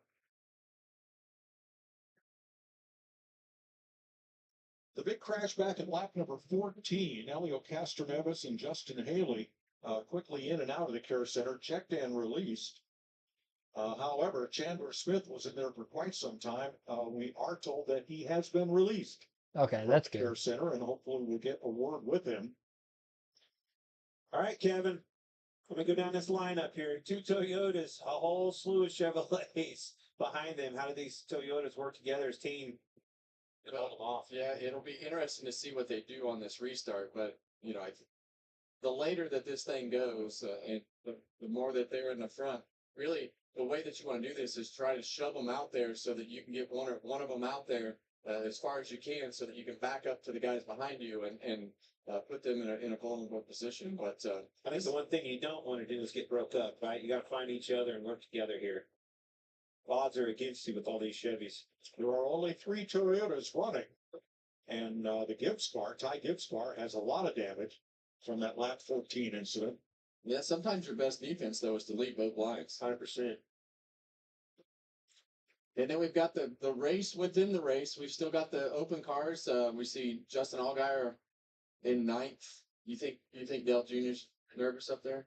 I think Dale Jr.'s nervous. I think Rick Hendrick's nervous. I think Chris Stapleton's nervous somewhere. Yeah. I bet he's got a bourbon in his hand. All right, Jamie has caught up with Chandler Smith. Chandler Smith, one of those drivers trying to race his way into the Daytona 500. You came up short with a big hit. And Mike just mentioned you were in there quite a while. Are you okay? Yeah, I'm good. Big thanks to everybody here in Daytona, the safety group and everybody just taking the right precautions, doing some x-rays, making sure everything's good. It was a hard lick. It was the hardest lick I've had in my life for sure. I hate it for those guys because I couldn't see out of my left side mirror. My digital mirror wasn't working. So honestly didn't know 100% where the 7 was. Last I heard was 7 was getting ready to start coming back inside. So I went down to try to block it, but obviously just bad judgment call on me, and that's completely on me. So super upset with myself a little bit about that. There's a lot of really good race cars that got torn up tonight. That didn't need to happen. So really, really appreciative of Garage 66 and QuickTime Products giving me this opportunity to run for the Daytona 500 again and try to attempt to make it in. And yeah, just thankful for everybody here in Daytona that's on the safety group that took the right precautions, make sure I was all good. All right, we'll see Chandler Smith tomorrow night in the Craftsman Truck Series. Right, he'll be there for the full season. The 22-year-old from Talking Rock, Georgia, is trying to make his first Daytona 500. Here's William Byron and Company.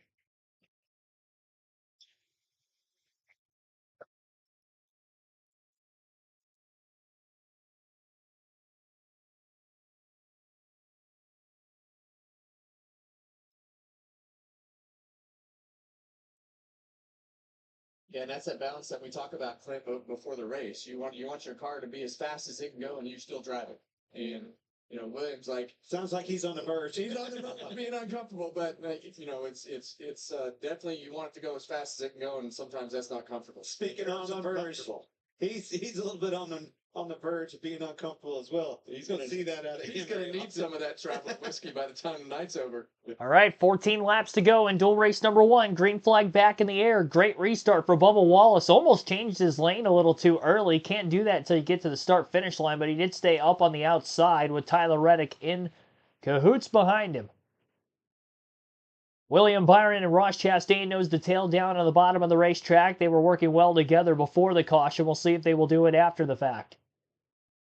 And already 3 wide towards the very tail end of the pack, starting to form. Martin Truex Jr. and Josh Berry go into that outside lane as they look to get by J.J. Yaley for the time being. Byron and Wallace still door-to-door for the race lead as they exit turn 4. Headed for the start-finish line for 13 laps to go this time by, as the field is pretty much up to speed now following the restart. Wallace and Reddick with a slew of Chevys behind them trying to win this thing for Toyota. And obviously get a pretty good starting position as well for the Daytona 500 with a win here. Points awarded to the top 10 positions also. For those, obviously, that would be running full-time in Cup Series competition this year. And I say that because Justin Allgaier, one of the open entries who will not be in the Cup Series full-time this year, and is running for Xfinity points, is inside the top 10, currently in 9th. Good run for Allgaier. He is trapped down on the bottom lane, though, right now, which is going to be interesting if Yaley is making moves on the outside. Yaley only a few positions behind where Allgaier's at. 12th for Yaley, 8th for Allgaier. Top 2 cars clear at the start-finish line, both of them the 2311 Toyotas of Bubba Wallace and Tyler Reddick. Still 3 wide towards the tail end of the pack. First, it was Martin Truex Jr. and Josh Berry in the 3rd line. The 60 for RFK Racing, also moving up there of Ryan Preece. And he's made some bold moves so far today, but no more than just those 3 cars up in that 3rd line. Ty Dillon with a run, looks to the inside. Chase Elliott didn't go with him, though. Side by side for 2nd between Dillon and Reddick. Big run coming for the 24 and the 1 on the bottom behind Dillon. So we'll see if Ty Dillon can maybe get a shot to get to the front of the field, and he might be able to steal the race lead away here. Wallace is getting quite a ways out ahead of his teammate Reddick through the tri-oval. As Reddick catches him in the draft again, quick bump draft before letting go entering turn 1. Still clear of the bottom lane cars as of right now. Ty Dillon side by side for 3rd with Chase Elliott. Now he's underneath Reddick again off turn 2. Byron coming to push the 10 of Ty Dillon. Dillon holds a steady wheel for now on the back straightaway. Tightly bunched together behind Reddick is Elliott still, and Kyle Busch is in the 8 car behind Elliott, 4th in line on the outside. 10 laps to go in dual race number 1 this time by. This race is plagued on quite a bit with the 4 cautions we've seen. 2 crashes and 2 debris yellows have been our 4 cautions in race 1. Barely at the line that last time Wallace led. Ty Dillon was 2nd across the stripe by a nose. And now Dillon's got his bumper out in front through the center of turns 1 and 2 before the side draft closer to the right rear corner panel for Wallace sucked him right back by. Now looking to get the push from Tyler Reddick as we continue to stay gridlocked. And Reddick got a simultaneous push from both Chase Elliott and Kyle Busch there. Can get dicey when you got multiple cars pushing each other at the same time. That's when the accordion effect tends to happen, especially with these next-gen cars. Great job by all 4 of those drivers on the outside staying steady. Of course, great names in this sport. All have won at the Cup Series level multiple times. Between Wallace, Reddick, Elliott, they are former NASCAR Cup Series champions as well. Tyler Reddick last season made his first ever Championship 4 appearance, so he could be on his way to winning a championship at some point in the future if he keeps up seasons like he had last year alive for a more common practice, I guess, going forward. 8 laps to go this time by in duel 1. Off turn 4, again it's Bubba Wallace leading at the line. Elliott A push into the tri-oval on Tyler Reddick, though Reddick didn't quite catch the 23 car to give him the bump draft at all in the second half of the front stretch when they got out of the tri-oval. All the two cars down to the bottom were locked bumper to bumper of Byron and Dillon, and that's just enough for Ty Dillon to get inside of Bubba Wallace through 1 and 2, and down the back 23 car out clear while Byron is still hot on the heels of the 10 of Ty Dillon, giving him a shot also entering turn 3. Chastain trying to close the gap as the third car in the bottom lane behind Byron to keep the energy of the inside lane up. The inside line does not have as many cars as what the outside has. The outside's got like 6-7 cars very tightly bunched together. Only 5 cars in total are down on the bottom. All 3 open entries are 3 wide right now, by the way, as well. Allgaier found himself out of the bottom and into the top lane of the racetrack. Is a couple car lengths ahead and a couple positions ahead of the guy he needs to race to get into the 500 with, which again is Allgaier. 44 of J.J. Yaley, the 40 of Justin Allgaier are battling for that transfer spot to get into the Daytona 500, with Elio Castroneves and Chandler Smith both out of the race, following a crash just about a dozen or so laps in to dual race number 1. Nose to nose at the line, 6 laps to go in dual race number 1, and the pushing just gets more and more aggressive as we get closer to the checkered flag. A gridlock battle still, as it has been pretty much every lap since this last restart, which was with 14 laps to go. Chastain into Byron, Byron into Dillon. Reddick into the back of the 23 on the outside, trying to keep the front of the lines going. And Wallace got a little sideways entering turn 3 after a push from Reddick that stalled the entire outside lane up and allowed for Ty Dillon to take the lead on the bottom. Byron slips up the track and might have made a light bit of contact off turn 4 with Bubba Wallace as he was looking to clear the Toyotas, and that didn't quite work out well for him. If anything, that might have helped the outside lane get back in it with the side draft. Couple of risky moments there over the course of that last half a lap or so. And we're back to a drag race for the lead as they exit turn 2 down the back straightaway. 4.5 laps left in dual race number 1. It's still Ty Dillon and Bubba Wallace leading their respected lines at the front of the field, with Dillon on the bottom and a slew of Chevys behind him. The 2 Toyotas trying to basically upset the field, considering how much of a manufactured disadvantage they have with how many extra Chevys are not only in this duel but all up at the front of the field. Wallace leads this lap, 4 to go. Less than a half a car length out ahead of Ty Dillon. This is setting up to be a really close one. Dillon clear in the middle of 1 and 2, and he didn't even have to have a big push from behind to do it. Reddick going to have to be more aggressive with that bump draft on the outside when they get to the straightaways, and he definitely is right now down the back straightaway. Chastain is pushing the 24 pretty heavily as well. The 10 did not need a push again that time to hold clear into 3. 3 laps to go at the line, and we'll see if Ty Dillon is going to try to block both lanes now that he's out ahead. Thought about it, went with the safe route down to the bottom, leads that lap at the line, but in getting too far out ahead, it again allowed for Bubba Wallace to pull past. Dillon crowd Wallace. Center of 1 and 2. Couldn't clear. Wallace gets the huge side draft effect, and if he can get a push here from Tyler Reddick, he could have a chance of clearing the bottom lane cars. Entering turn 3, it's getting close, but he's not going to try to clear. Side by side for the lead, exiting turn 4 again. A lot of bobbing and weaving going on in the middle of these lines.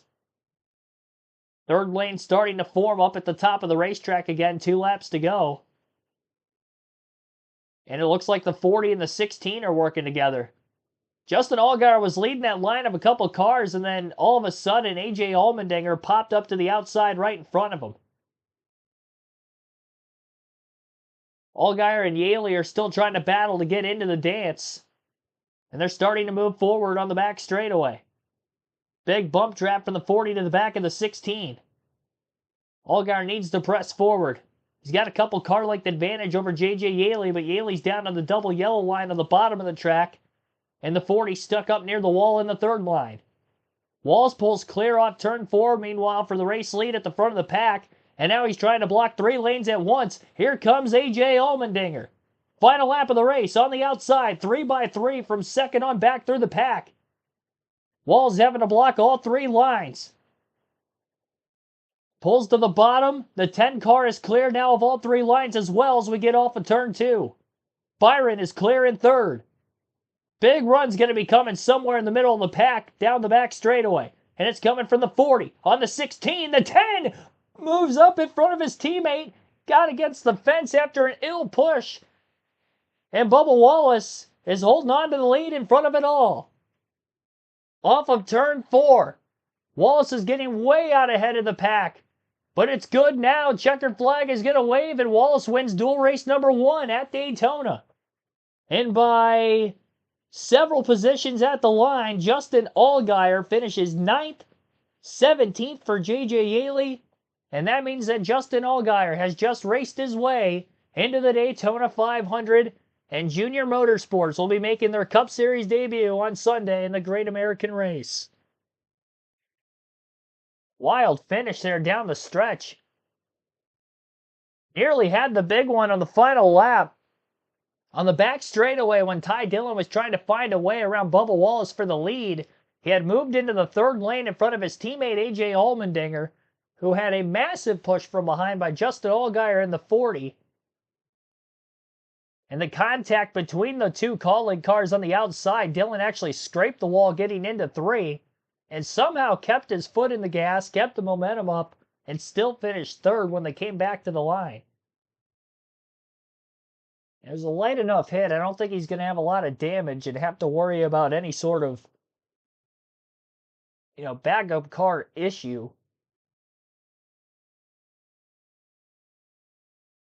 Bubba Wallace holds on in the Toyota to win dual race number 1. And what a week for Toyota already. Denny Hamlin fastest in practice yesterday. Chase Briscoe qualifies on the pole for the Daytona 500. And in dual race number 1, Bubba Wallace gets the win. And you'll get to hear the front stretch interview with him.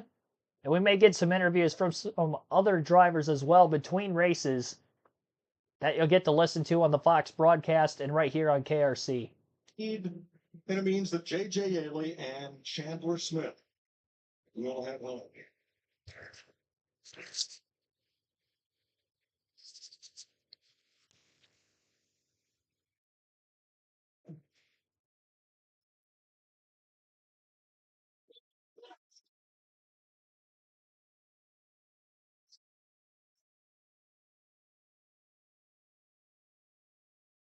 That's a wild race.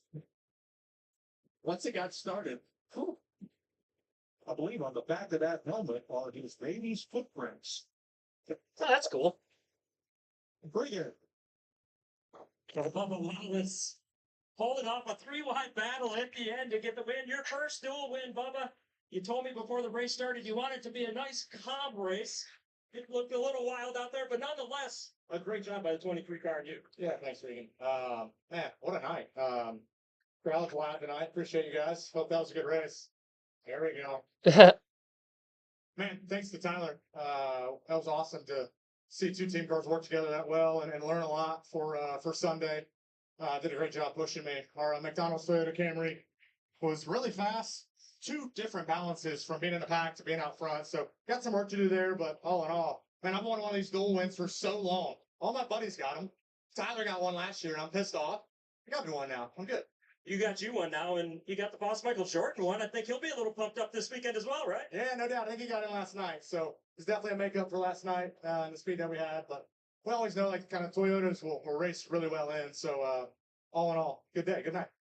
Bubba Wallace wins dual race number 1. Third straight dual win for Toyota. Jamie. Get all the hugs. LW comes over.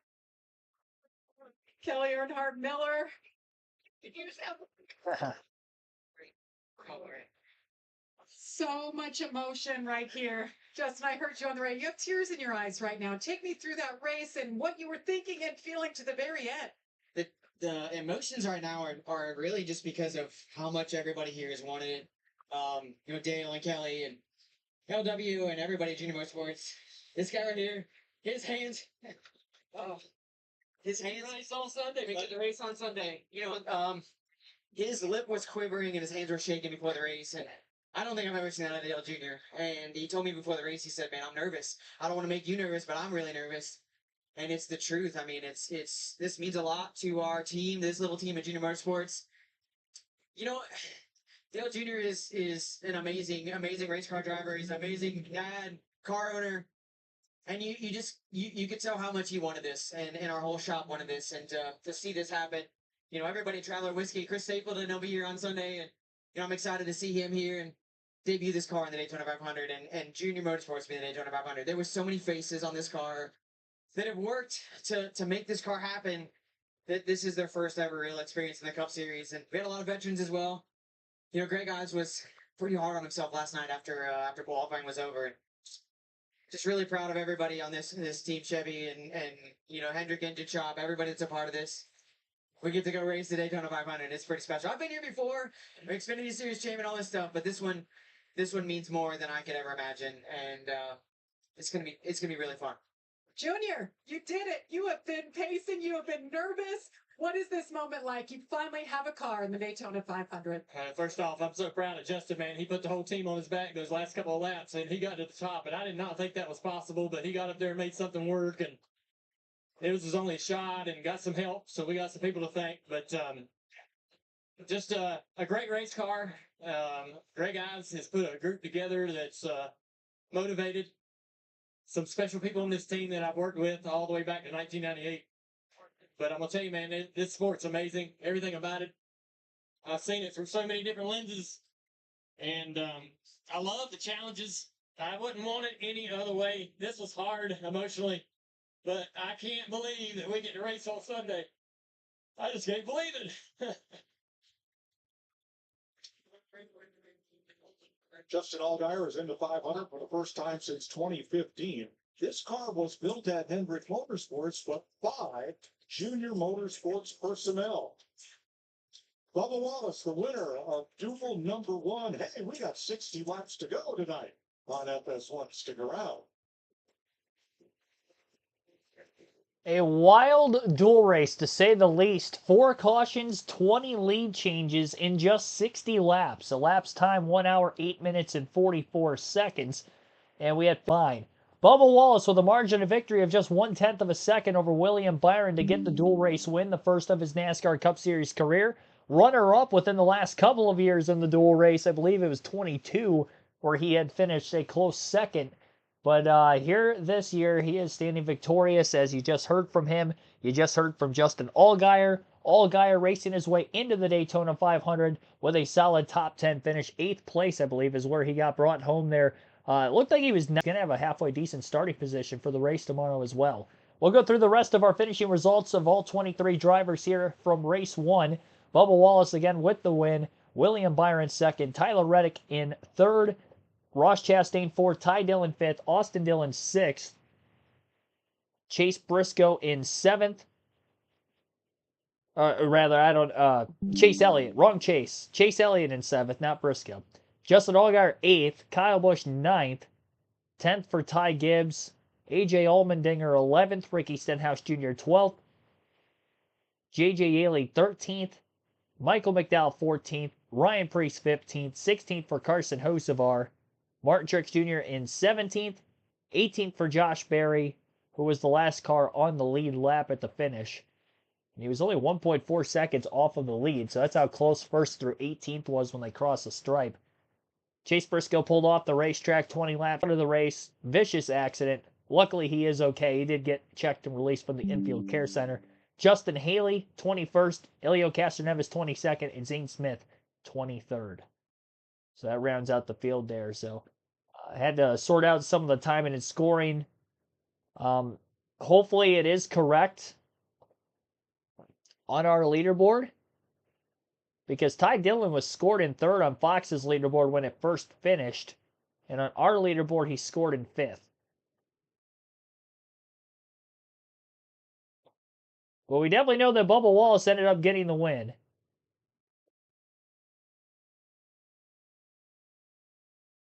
Check to see how many laps he led. 11 laps led for Bubba Wallace out of the 60. 4 laps led for William Byron. 15 laps led for Chase Elliott. And I believe Chase Elliott led the most laps of any driver in duel number 1. Yep. Only him and Wallace were the only 2 drivers to lead more than 10 laps. But 15 laps led for Chase Elliott was the most. Again, 20 lead changes in a 60-lap duel. It was a wild one, to say the least. And we still got 60 more laps to go, as Mike Joy stated over the broadcast already. That was a lot of fun. Let's do it again. We don't even have to wait that long either. We got maybe another 10-15 minutes and cars will be back on the track again. Here's J.J. Yaley standing with Regan Smith. You and Justin Allgaier looked like he got the top roll. What more did you need to maybe get up there and make your way into the Daytona 500?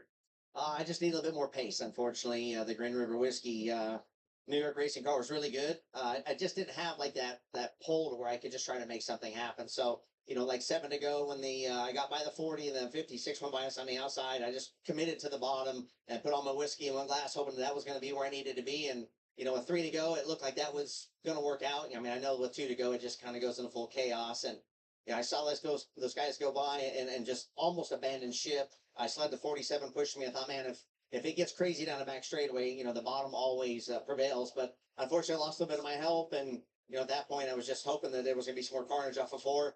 Didn't get it. But, all in all, I'm real proud of the effort that these guys put forth. I'm going to say I had my beautiful wife, Kristen, and Faith at home. Just a little bit short again this year. All right, thanks, JJ.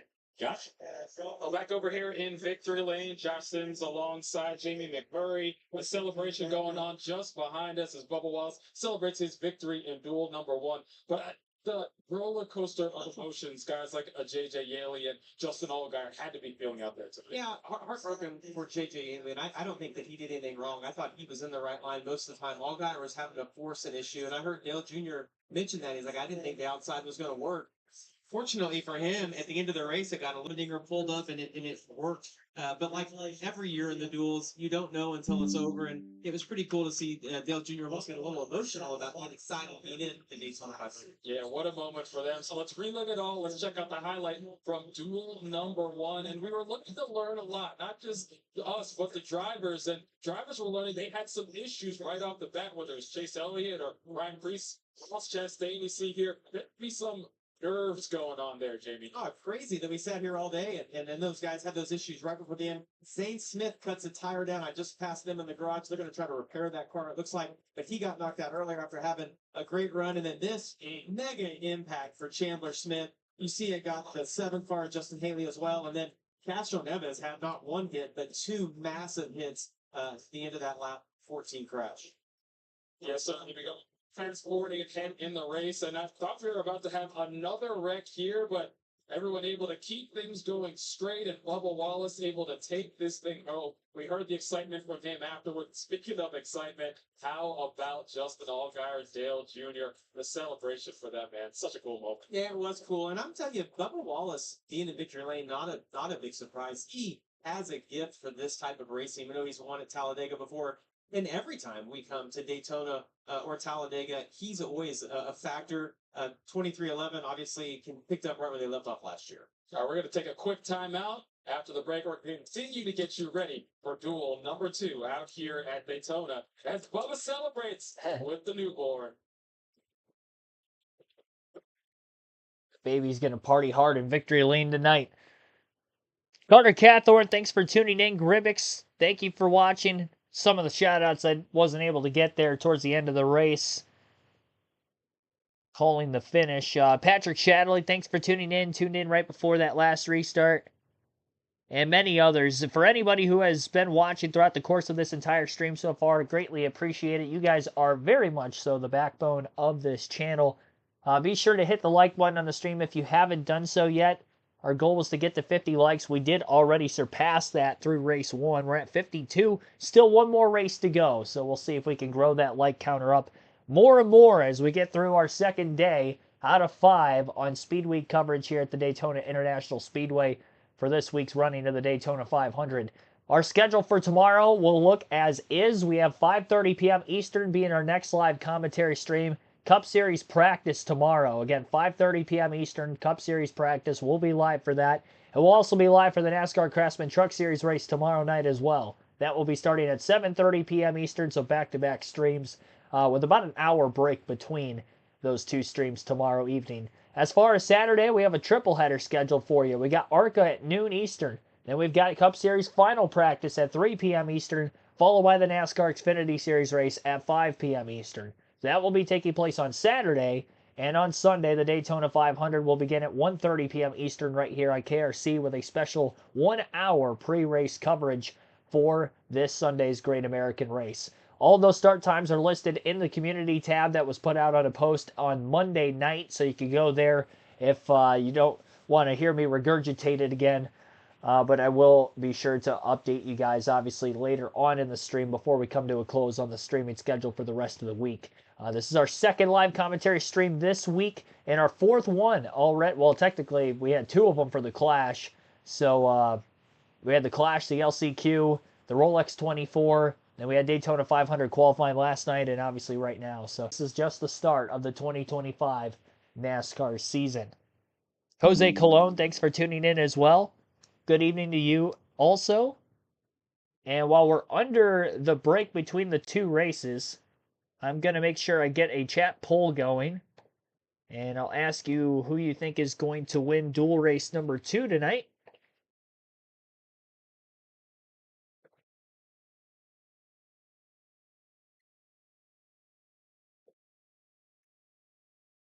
I didn't make a pick before the first race. I probably would have taken a Chase Elliott or a Joey Logano or something of that nature. Or, sorry, a Chase Elliott or a Kyle Busch or something of that nature. So I definitely wouldn't have taken Bubba Wallace, although he won. Here's Tyler Reddick, by the way, on pit road with Jamie Little. Wild ride. Thankfully was able to hang on to it. You know, knock some of the rust off when at Bowman Gray last week. So, yeah, I mean, it was. I didn't know what was going to happen there, but it honestly worked out okay with all the cars coming back to pit road. That me and Bubba were able to get hooked up pretty early on and work together a lot there. So, gave him a couple too big of a shots at times, but it's a great learning tool for us to get ready for the 500. All in all, the main objective was obviously to get one of us victory lane, which we accomplished. I just wish I could have, held on to second there and kind of got swallowed up on the last lap. Thanks. All right, folks, 1 duel in the books. We are not done. We're getting you set for duel number 2. To help set the rest of the field for the Daytona 500. We'll be right back. Modern Genetics also welcome into the stream. Yeah, I'm going to have the poll up as soon as I get the starting lineup on screen so that way I can get some more names up there on the list. Actually, I've got a few. I've got a few I can put up here.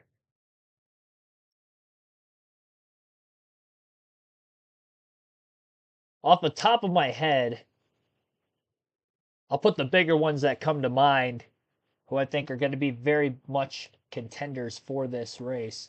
I'm taking Joey Logano for dual race number 2 personally. Although the Toyota's looking as strong as they have had so far through Daytona Speed Week, I think Denny Hamlin could be a very strong pick as well for dual number 2. We'll get to the starting lineup for dual race number 2 once the graphic on screen gets updated. They still have the raw feed set on the dual race number 1 finishing results.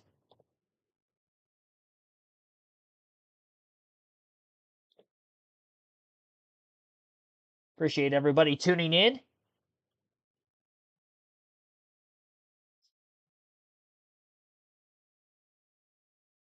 We'll take a quick break while we're waiting for them to come back from commercial for the time being. You're listening live on KRC to the Daytona 500 dual races. It's been a fun one so far. 1 race down, 1 more still to go.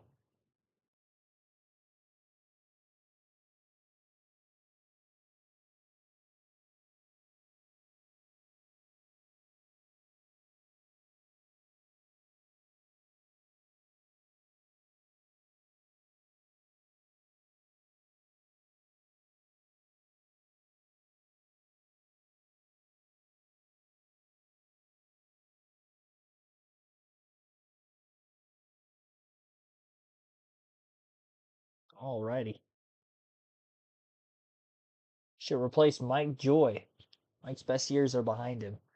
Unfortunately, so when I'm doing the commentary, I have no clue what the live audio is like for the Fox booth or NBC. Obviously, whoever's taking over the NASCAR coverage for the races that we do throughout the course of the season. The only time I'm able to listen to it is when you guys are listening to it also.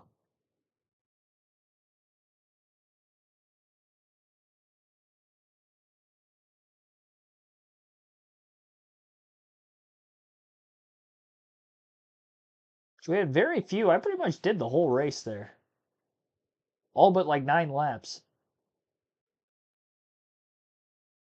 Just trying to keep count. I'm trying to keep myself on a counter tonight. I was going to do 12 and 12. I didn't quite get to 12 before the commercial break that they had during green flag action. Then they had a caution for debris, so didn't really have a chance to play more of that audio when they came back from the break. I mean, it's totally different. But man, what a good night for McDonald's. 23-11. Tyler did an awesome job pushing me, so I appreciate that. A lot to work on for the next 2 days going into Sunday for the 500, but this is a great way to start off the duels or to cap off the duels and head into the 500. So I'm excited for all of our partners, McDonald's, Columbia, Toyota, sitting on the pole for the first time, getting them a dual win, back-to-back dual wins. So it's cool. What advice you got for these guys in the next one? That was a little bit chaotic, we thought. I don't know. Have fun. Good luck. We heard you might be the. What was it like to have it done with a newborn here and hold them up a picture? Like, yeah. So walking out to the grid underneath the Rolex banner here, I'm like, why do I feel so different than Bowman Gray? Well, Amanda and Bex weren't at Bowman Gray. And I was carrying him and I started crying, walking out on pit road, and that was super cool. I stopped and grabbed him and I was like, I can't do it right now. This is tough. So to have him in victory lane and hold him up like that, it's something that I was told to be ready for, but you never know until it's actually in your hands. And Bex was there. He was pumped, and he was actually cool all night. I took his demeanor pre-race, and it worked out. You just wait. You just wait as he gets to be 10 or 12 years old, and you look back at that picture, it'll mean the world to you, both of you. Cool. Okay. Well, appreciate your time, brother. Thanks, guys. Congratulations. Thank you. Yeah, congrats. Thank you. All right, folks, we're getting set for duel number 2. Plenty more action to come. We'll see how things shake out in this. Let's go trackside for the command to fire the engine. Yeah, let's go. Let's do it again. Daytona International Speedway, are you ready to get the duel number 2 race started? Hell yeah! Engines, please welcome Chairman of Daytona Beverages, Kevin Fowler. Distinguished gentlemen, please start those engines. It looked like he didn't know what he was. Looked like he didn't know what he was gonna say and just improvised it. Then added Bush at the end of it with a long shh. The engines are fired. One thing left. We get to duel number 2. We'll have all the action right after the break. Stay with us. All right. Y'all see? So there you have it. Engines have fired for dual race number 2, and we'll get that race underway here in just a few more minutes. Still waiting on the raw feed to update from race 1 to race 2. I'm sure once cars actually start rolling on the racetrack, the raw feed will be adjusted on NASCAR.com. I keep refreshing the page. And okay, so now it's blank completely. So they're definitely in the process of changing it. There we go. Oh, I had it. I had it. I had it, and then I clicked something else, and I lost it. Let me refresh it again.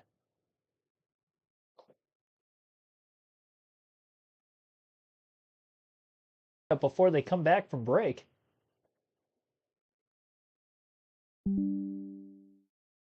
I literally saw it on screen for a quick second. And that was it.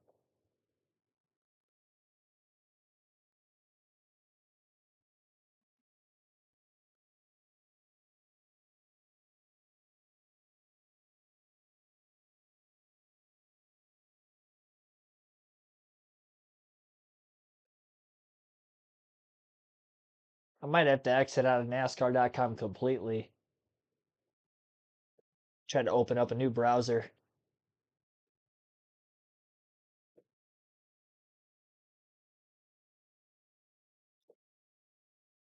I saw it. It was there. For a very brief... There we go. Yeah, I just had to open up a new browser. All right, so it's listed on the screen. You can follow along at home.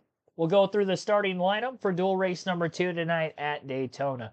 Austin Cindric and Joey Logano and all Penske front row for this one, and all JGR row 2 with Denny Hamlin and Christopher Bell. Row 3 will be Kyle Larson and Alex Bowman, all HMS row 3. All teammates in those first few rows. Row number 4, a couple of Fords, but not teammates. Todd Gillen in the 34 at Front Row Motorsports in the 6 of Brad Keselowski, of course, at RFK Racing. Keselowski's got a couple more Fords lined up behind him, one of which is a teammate, Chris Buescher, inside of row 5. Ryan Blaney to the outside of the row. He's a multiple-time dual race winner. Noah Gragson and Daniel Suarez will line up in row 6. Row 7 for Riley Herbst and Jimmy Johnson. Jimmy Johnson had qualified his way into the Daytona 500 yesterday on speed. In row number 8, it'll be Shane Van Gisbergen, who's all by himself of his Trackhouse teammates, and Cole Custer making his return full-time to the Cup Series in that Haas Automation entry. In row number 9, it'll be Corey LaJoie and Eric Jones. LaJoie, one of the open entries in dual race number 2, driving the 01 in an extra Rick Ware racing car. John Hunter Nemechek, along with Anthony Alfredo, will line up in row number 10. Anthony Alfredo, another one of those open entries in duel number 2. And the last open entry in this duel will be BJ McLeod, who starts inside of row 11, alongside Cody Ware on the outside in that row. So that is your full number 2 at the Daytona International Speedway.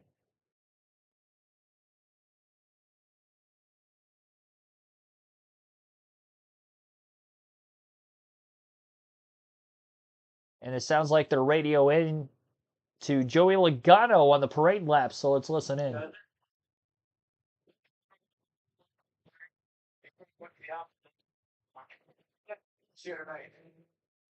Well, as Paul will tell you, hope's a bad strategy, so good luck out there. All right, thanks, guys. Logano will start on the outside pole. Here's the starting lineup for duel number 2. Is Penske Ford teammate Austin Cindric. Will start on the outside pole for the front row of the Daytona 500. So here it's the dual position for duel number 2. 2 Fords up front, 2 Toyotas row 2. It'll be Denny Hamlin and Christopher Bell. Jamie Little. That's right. Denny Hamlin starting third. I just talked to him before he got in his race car, and he said, so far, we're really happy with the speed of our car and the Toyotas in general. He said, our focus has been to get better on qualifying at all tracks. They did that last night. As far as this race, this dual race, he said there's some boxes he wants to check. Braking points for green flag pit stops is one. Fuel mileage is another one. And he said, but you know what? Going to victory lane is pretty cool. And of course, that's something he's done here 3 times in the dual races, Mike. Thanks, Jamie. Now Bell will have to go to the rear for unapproved adjustments. Row 3, a pair of Hendrick Chevys, Kyle Larson, Todd Gillen, and Brad Keselowski. Row number 5, Chris Buescher and Ryan Blaney in Fords. Here's Regan Smith.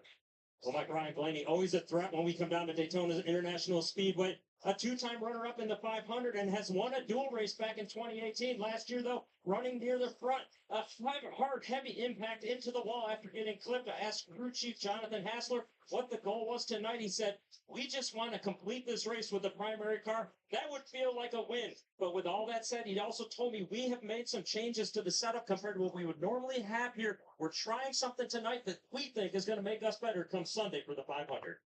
Thanks, Regan. Row number 6, Noah Gragson, in a Ford. Daniel Suarez, a Chevrolet. Then in row number 7, rookie Riley Herbst and 7-time Cup champion Jimmy Johnson. Clint. Well, let's dial up old 7-time, boys. Jimmy Johnson, boy the boys up the booth. You got us? Hey, guys, how are you?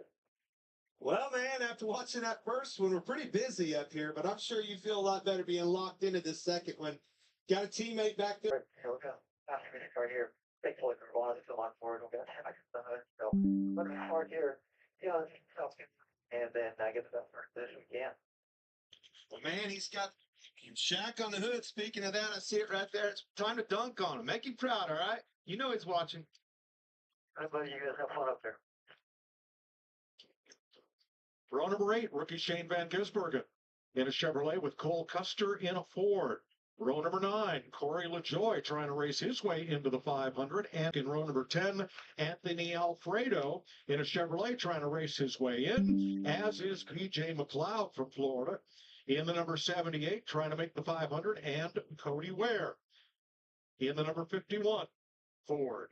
Let's check with our crew chief, Larry McReynolds. You know, Mike, in the first duel, over half the field was in Chevrolets, but the Fords and the Toyotas, they held their ground. A Toyota, Bubba Wallace ended up winning the race. This duel right here heavily weighted to the Ford camp. 10 Ford drivers, including all 3 Team Penske drivers. I want to see if those Toyotas and Chevrolets can run with these Fords now. Well, we're about to find out. 22 cars will take the green flag on a night that has cooled slightly, but not much. You know, when that storm came through at 4:15, it took an 89-degree day and plunged it right into the high 70s. We've lost 5 degrees of 4 degrees of ambient temperature and 3 degrees of track temp for the start of the night here. The race in cars in this group are 84, Jimmy Johnson, who was fastest in time trials last night. Corey LaJoie, Anthony Alfredo, and B.J. McLeod. We're going to ride along with Joey Logano, the Hunt Brothers Pizza Cam, from the front row, and Christopher Bell with the Toyota cam, including a spoiler cam on the rear of his car. Here's a look at it, looking forward. Ryan Blaney will carry our 4 performance cameras, including a front bumper cam on his number 12. And Eric Jones has the Advent Health cameras on board his number 43. So Christopher Bell has to start this race in the back, unapproved adjustments, NASCAR said, and that can cover a variety of things. Some can be very mundane, but if that car is not exactly as it was presented to race and something had to be changed, the penalty is slight, which just sends you to the back of the grid.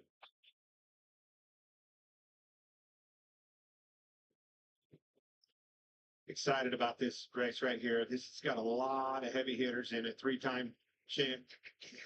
Well, I know you don't like to hear it, Clint, but we're going to talk about the importance of points in these duels. As we look at this graphic right here, you see the difference between Larson and Reddick, and it came down to A whole 1 race. point. The whole race came in. I know he missed the whole race, but still, This guy missed the whole race. it's still enough points apart in this race, and you need to race for every point that you can because it might get you through a round. All right, we're getting very close to the drop of the green flag for race number 2 for tonight's Daytona 500 duels. And again, it's Austin Cindric who qualified on the front row for the 500 yesterday, second specifically, which is why he is the pole sitter for this second race. His teammate Joey Logano down on the bottom. We'll see how organized the start might be with the Penske teammates out in front. Pace car already on pit road. Green flag is in the air, and we're underway for our second 60-lap duel event. And it was very organized as predicted. Austin Cindric quickly down to the double yellow line to cover the 22 of Joey Logano as they lead the field into turns 1 and 2 as they roll up to speed. Denny Hamlin down on the bottom behind the 2 Penske cars. He's got his best friend Kyle Larson right there behind him. Alex Bowman up on the outside with Ryan Blaney in the 12.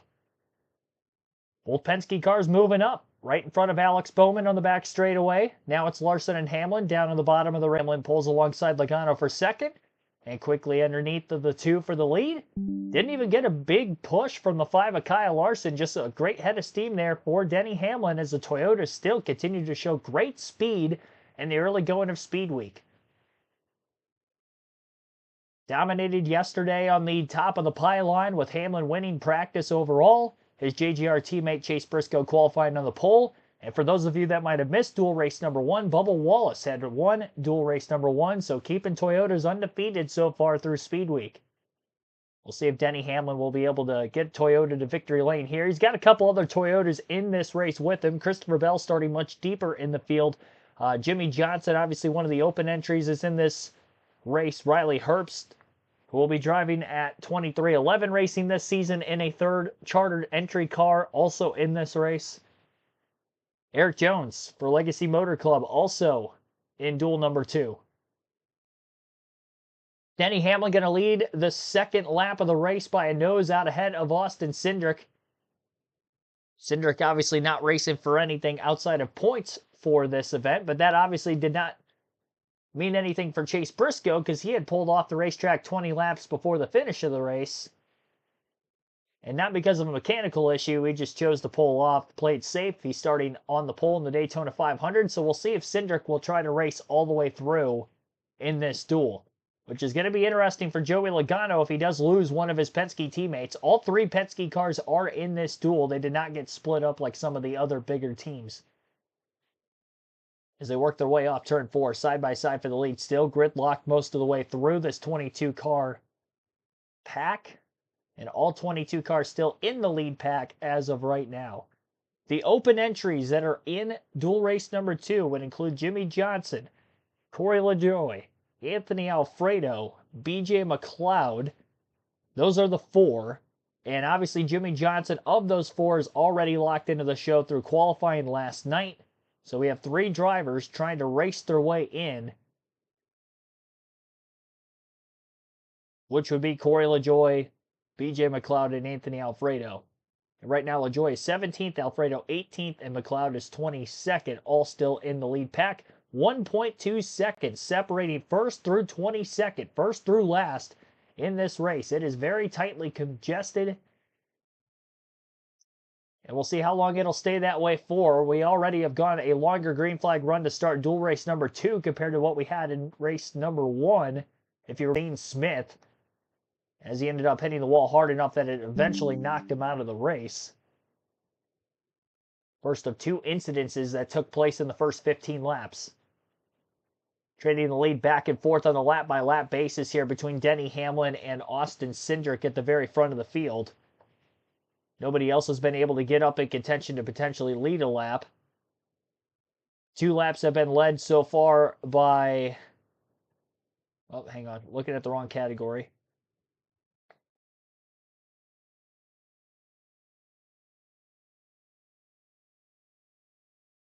Trying to find the laps led. Might have skipped it. I think I skipped it. It's somewhere on here.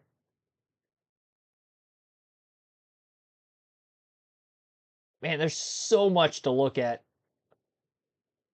I was looking at it pre-race before dual race number 1 to see what all statistics we can look at during the course of the event.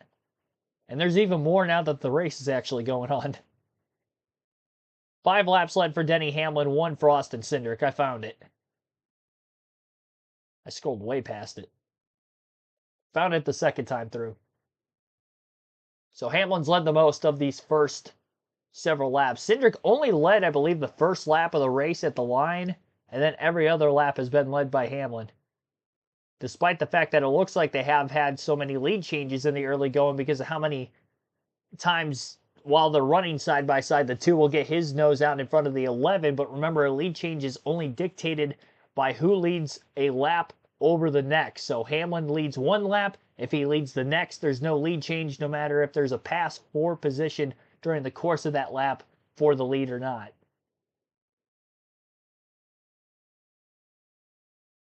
Speeds have been averaging in this pack over 185 miles an hour. We saw speeds upwards of 190 in the draft, and that's with, again, only half the field in each race.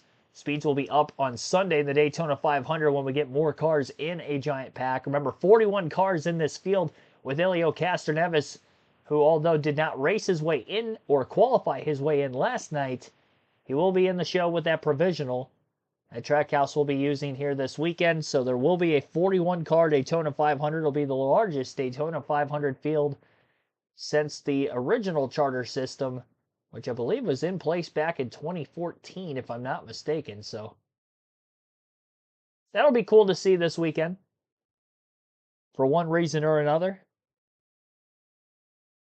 Blaney has the bumper cam on YouTube, I take it. Note to HMS, don't wreck your primary. Yeah, we'll see if we had our fair share of wrecks in the first race. Honestly, even with the 8 cars that were collected in that second incident about a dozen laps or so into the race, there were only 4 DNFs total Well, really 5 with Chase Briscoe dropping out, but there were 4 because of accidents. So a few cars will be on the rollers with a backup car in replacement for them when we get into practice tomorrow afternoon. Christopher Bell has stayed at the tail end of the field behind a fellow Toyota driver, the 42 of John Hunter Nemechek. All 3 Legacy Motor Club cars in this race, 2 JGR Toyotas and 1 of the 2311 Toyotas. And a lot more Fords. We had very few Fords. I believe only 3 of them were in dual race number 1. So when we saw a lot of the Chevys and a lot of the bow ties trying to take down the Toyotas at the front of the field late, this race you're not going to see hardly any Chevys. It's going to be mostly Fords and Toyotas for that matter. Commercial break full screen on Fox Sports 1. 10 laps into the race out of 60. Denny Hamlin still out in front of the field. Kyle Larson's paced in second place that last time by at the line. Austin Cindric third, Joey Logano fourth, and Alex Bowman fifth. 6th for Chris Buescher, Todd Gilliland in 7th, Noah Gragson 8th. 9th place is Riley Herbst. Shane Van Gisbergen rounds out the top 10. 11th for Brad Keselowski. I like how it says Bradley Keselowski. Corey LaJoie in 12th. Ryan Blaney 13th. Cody Ware 14th. Daniel Suarez 15th. John Hunter Nemechek 16th. 17th Jimmy Johnson. Christopher Bell 18th. Cole Custer 19th. And Anthony Alfredo in 20th. 21st Eric Jones and BJ McLeod rounds out our 22-car field. 1.4 seconds still separating first through 22nd. All cars that started dual race number 2 in the lead pack.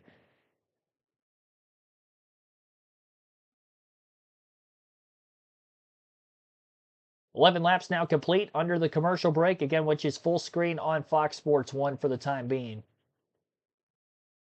We'll take a quick break, continue our live commentary coverage of dual race number 2 at Daytona. You're listening live on KRC.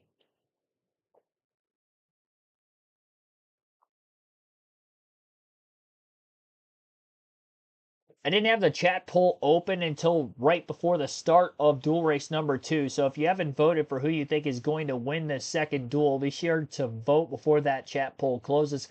Usually we keep the polls up until the end of stage 2, but obviously with the races being so short tonight, in the duels there are no stages, so we're actually just going to close this after lap 40, which would be 20 laps to go in the race. So with 20 laps to go in the duel, we will close the poll.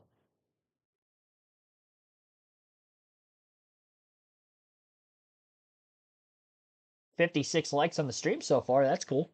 We did get to our goal of 50 likes after the first race was over. But definitely be sure to hit that like button if you haven't done so yet. So we try to continue to run that counter up.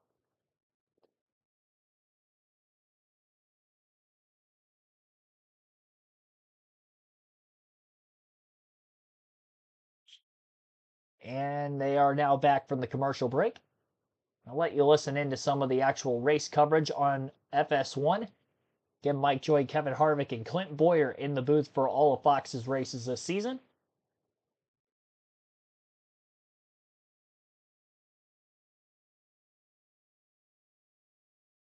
And they'll be at lap 14 this time by at the line with Denny Hamlin and Austin Cindric still towards the front of the field, just as we left off with Hamlin on the inside lane and Cindric in the outside lane. Corey LaJoie right now in 12th. Holds the transfer spot for Jimmy Johnson, Anthony Alfredo, and BJ McLeod. While Denny Hamlin has been pretty uncontested until just now, leading the last 12 laps at what we might call a leisurely.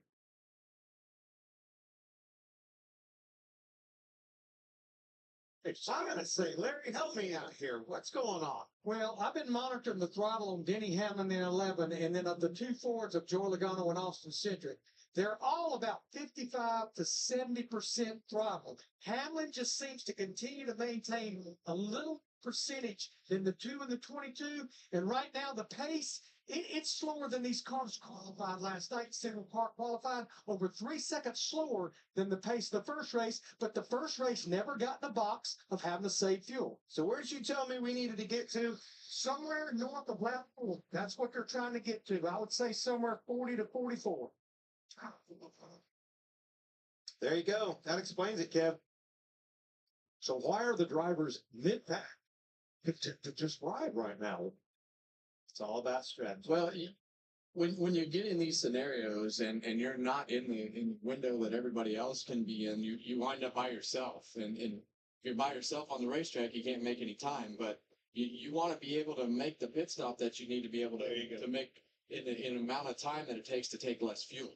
So when you take less fuel, The more you save, the less fuel you that's use. right. And if this comes down to a green flag pit stop, this would have been the way that the first race went too. But we had that quick caution and we had all these fuel windows open up and things happen that didn't happen here. Now we've got a third lane. So this is what will happen. You'll have some of these guys break out and say, okay, we've saved gas for 16 laps. I want to get some track position, and everybody else has to make a decision now. Are we good on saving gas, or are we okay losing track? Watch how fast they get there. The teammates right there. Eric Jones and his teammate Jimmy Johnson. Didn't take straight long. to the front, Florida. Todd Gilliland with them. New to the 34 this year. And the Penske Ford saying, we're going to hold on to this lead. And down at the bottom, Denny Hamlin says, I don't think so. Eric Jones out front. We really watched this unfold for the first time in last year's Daytona 500.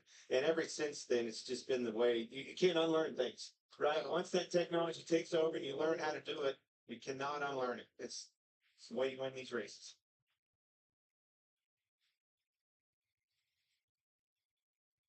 Here's Kyle Larson.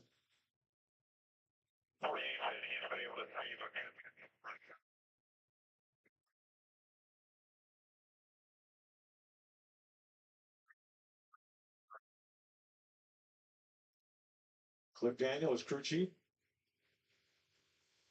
Yeah, when they're talking about that throttle position, the drivers and the strategies are developed, and the drivers actually have a throttle percentage reading that pops up on their dash. So if you're 50% throttle or 60% throttle, whatever that is, I always used to run mine in the top left-hand corner of that digital dash so that you could see the throttle percentage change as you win. So what'll happen? That helps them dictate the mileage. That's right, and you know, I think from a driver's standpoint, and like the team can see what you're doing.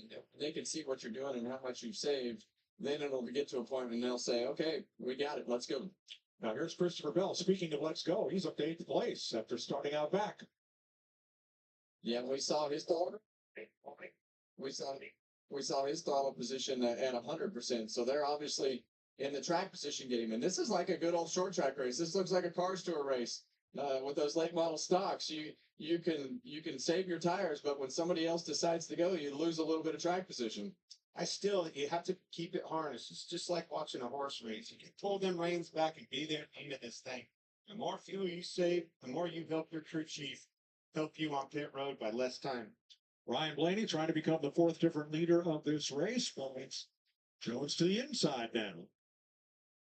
With Jimmy Johnson, his teammate at Legacy Motor Club. 3 abreast behind them. Yeah, one thing that has happened, you look at that middle row, you see, well, you look at the bottom row, you see the 2 Toyotas lined up. The middle row, you see that Ryan Blaney has put himself in front of what is now a Ford line with the 34, the 2, and the 22. But the other thing that's happened, the 2 and the 22, I mean, they're buried now. Have to stay disciplined. It's so hard to just not floor it and want to lead every lap. You saw Eric completely out of the gas. The flames came out of the exhaust of Eric Jones's car. Got out there out front, all the way out of the gas. Yeah, we heard him talk about that steady. Cliff Daniels talk about that steady throttle position that the Fords have. When you're in the pack, a lot of times you'll get going faster, and you'll get to that percentage in the corners, and as the momentum carries you, you'll be able to back off some of that down the straightaway. Eric Jones and Jimmy Johnson leading in Toyotas from Ryan Blaney's Ford and Daniel Suarez Chevrolet for 1/3 distance.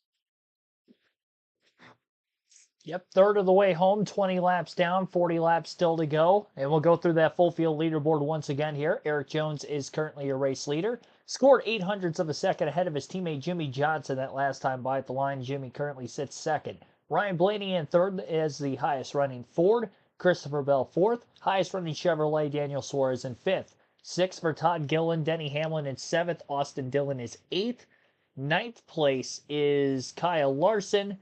And Riley Herbst rounds out the top 10. And actually, as the leaderboard has just changed a little bit, Alex Bowman rounds out the top 10. Joey Logano has fallen to 11. John Hunter Nemechek 12th. Brad Keselowski in 13th. Riley Herbst in 14th. Corey LaJoie 15th. Cole Custer 16th. 17th for Anthony Alfredo. Chris Buescher 18th. Cody Ware 19th. And 20th is Shane Van Gisbergen. BJ McLeod 21st. Noah Gragson 22nd. And all cars still in the race and on the lead lap. 1 second separates first through 20th.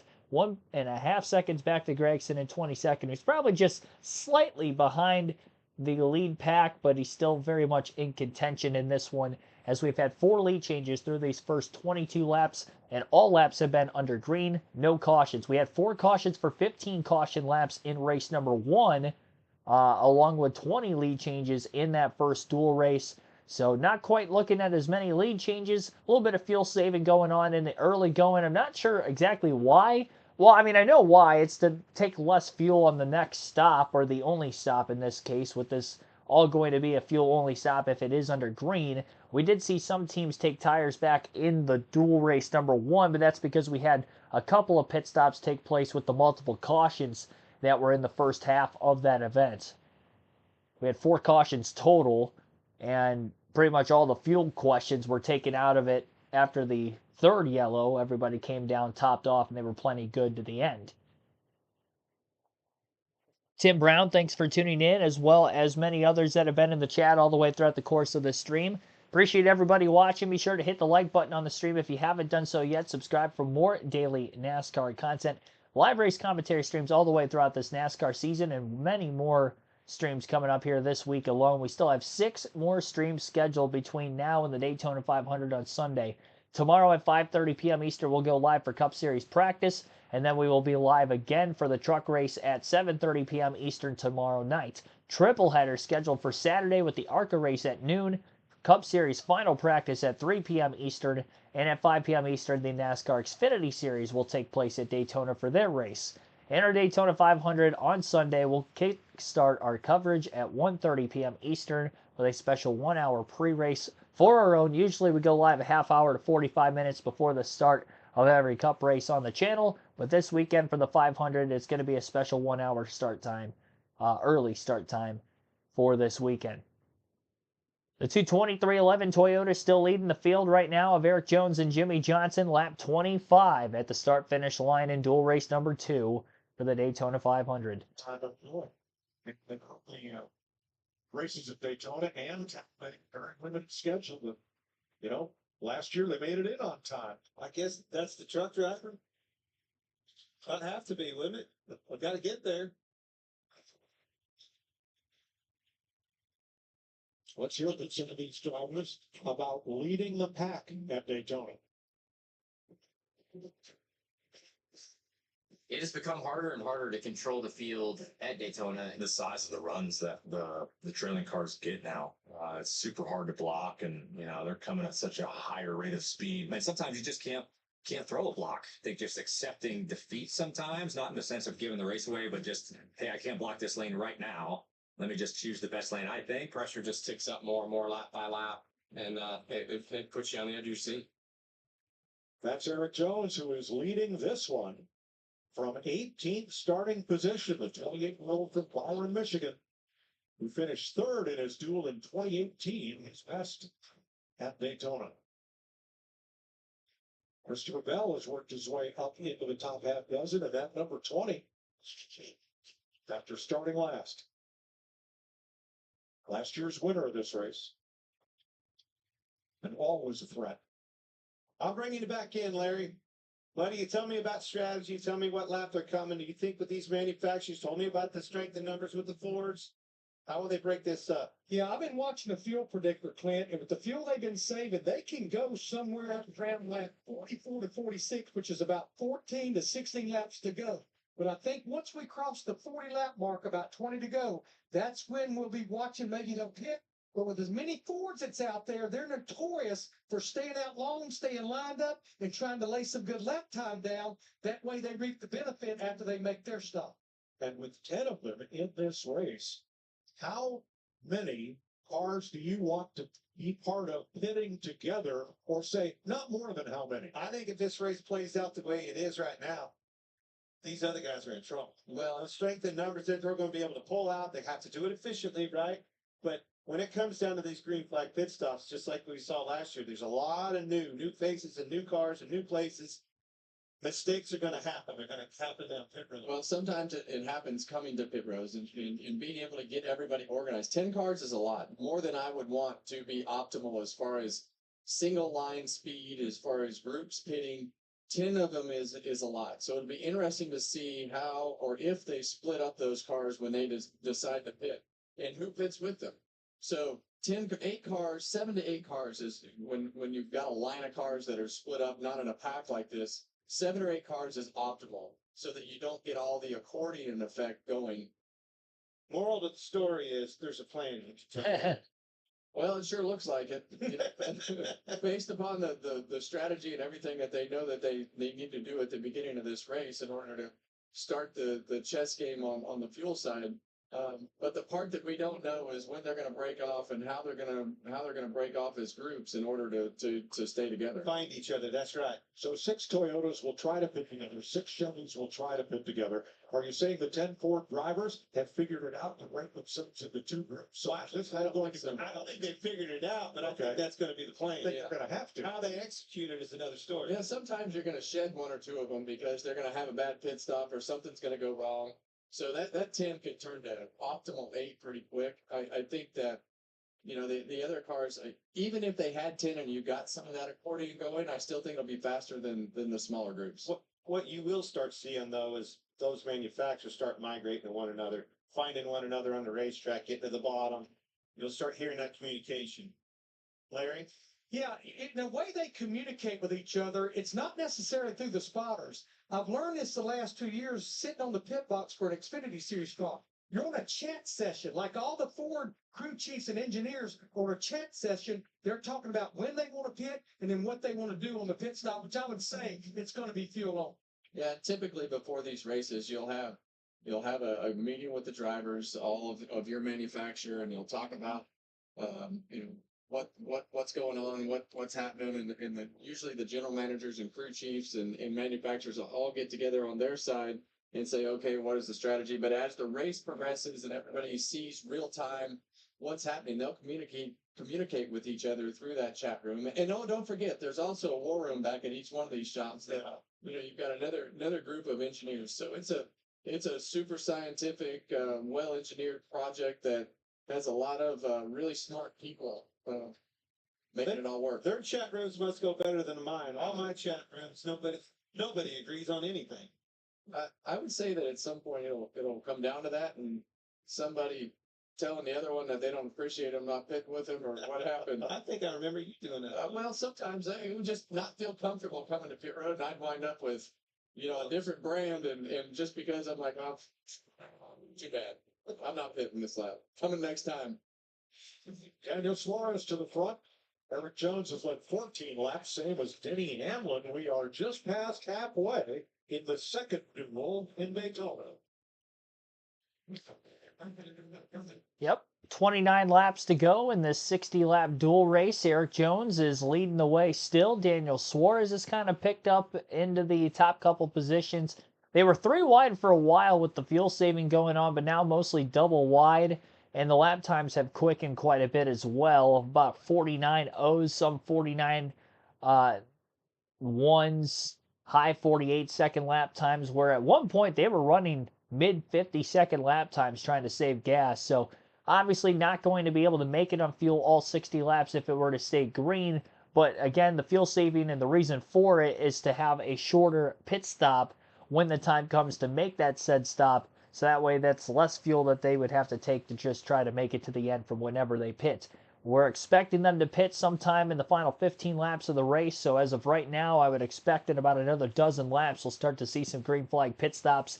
And then they'll definitely be in the sprint as the race will be on for the finish from then to the end Top 10 that last time by at the line. Daniel Suarez leads his first lap by 2/1000ths of a second over Eric Jones in second. Denny Hamlin scored in third. Jimmie Johnson fourth, and Ryan Blaney rounds out the top 5 in fifth. Christopher Bell in sixth. Seventh for Kyle Larson. Eighth place Austin Cindric.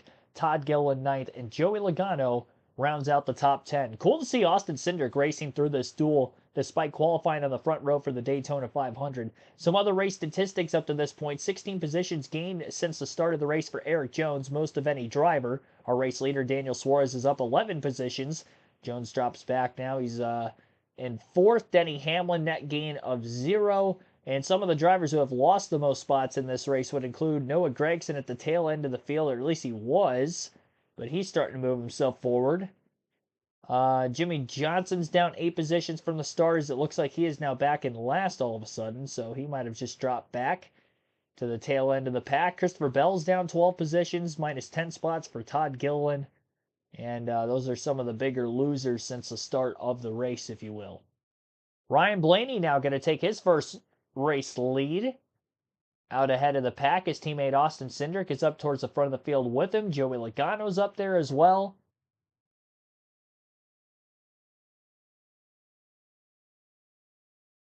With mostly Fords in this race, I'd imagine that the Chevys and the Toyotas are going to try to pit somewhere close to one another. That would just make sense to me. Try to keep it more organized for them, but at the same time, it's also going to depend on who's in what line when they come into the pits, because you obviously can't pit from the second lane, so if you're stuck on the outside, you might have to wait another lap or so. As they have come back from the commercial break, and it does appear Jimmie Johnson is on pit road. All by himself, definitely not something you want to have happen. But he is back out on the racetrack. No drafting help, unfortunately, for Johnson. 25 laps to go that last time by at the line. All 3 Penske Fords are up on the outside lane of the racetrack, working in a cohesive unit with one another. Blaney in the front of those 3, then Cindric sandwiched in between himself and the 22. Anthony Alfredo in the 62 leading the way as of right now for the non-chartered entries to try to race their way into the 500. Anthony Alfredo is currently scored in 7th. And you have Corey LaJoie is in 12th, also in the top 15.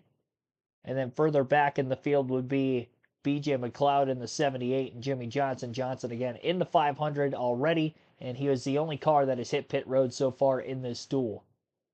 But definitely not making anywhere near the pace by himself compared to what the drivers at the front of the field are doing right now.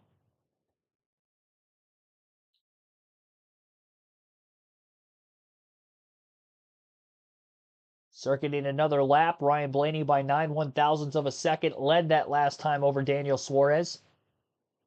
And I would imagine within a lap or two, Jimmie Johnson's going to end up going a lap down until everybody else hits pit road again.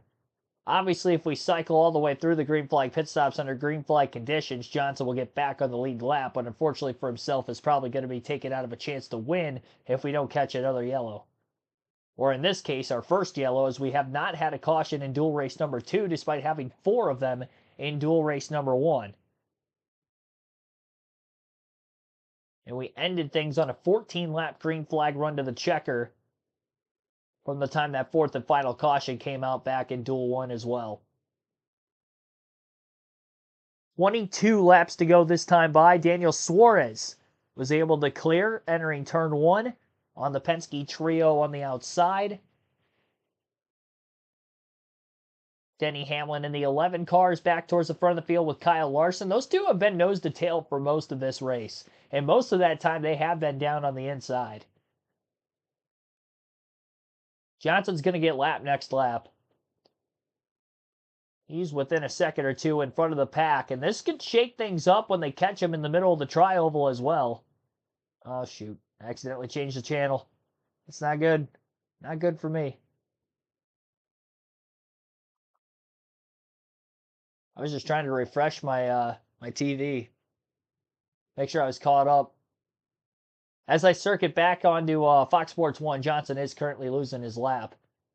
Stays put down on the double yellow line. Smart veteran move there by Johnson. Everybody else races double wide to the outside of him. And things didn't really get too shaky there, so good job by Jimmy, staying left, staying out of the way. in this duel. We've seen accidents in the past. Actually, saw that at Talladega in the fall race last year.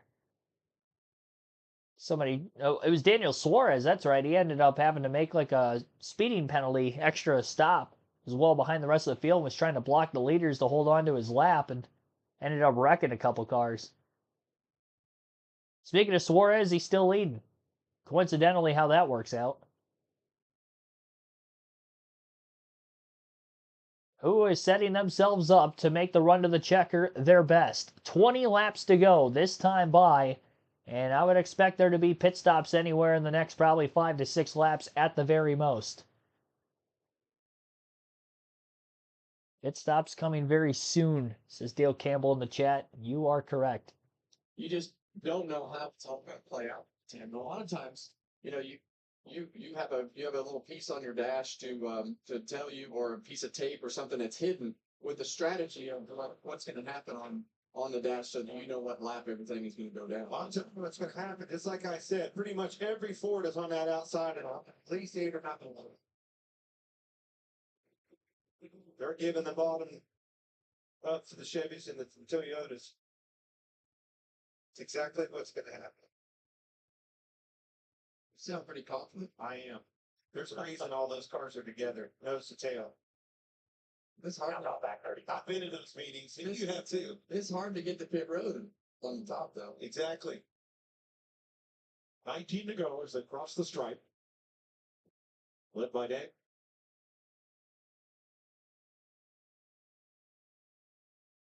Suarez, who's now been out front for 7 laps. Hamlin led 14. Near the start of the race, Eric Jones has led 15. Anthony Alfredo has fought his way up to 4th place. I like him to be as far forward as possible, so when this happens, with whatever scenario that they have on pit road, it's going to come down to the field guy, and it's going to come down to the driver getting down pit road and into the pit box, and how this all spreads out when these guys start coming to pit road. Going to come down to not making a mistake either. Do not speed. Don't take yourself out of this thing. Darren Shaw, the crew chief, veteran Rick Corella, the spotter for Alfredo, trying to race his way into the 500. His second year in a row. Tiny Beard Motorsports out of Michigan. He is the David amongst all these Goliaths.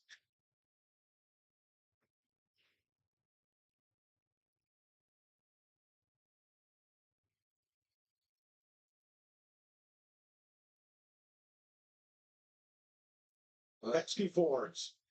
A little bit of bump drafting here as Austin Cindric gives Ryan Blaney's number 12 a little shove down the straightaway. We're hearing a lot of code words over the radio, drivers talking in code and crew chiefs, and our reporters have been up and down pit road trying to find out from anybody, when do you want to pit? And everybody is zip-lipped. We need the chat room.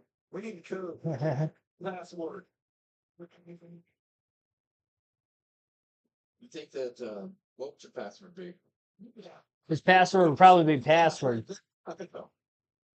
No hands. We've been all that straight away. Caused a lot of options. Here we go. Here. Hands out the window. Hand out the window. Marshall. Hamlin. All right, Clinton, here we go. Let the game begin. Fords are staying out. The rest of them are coming.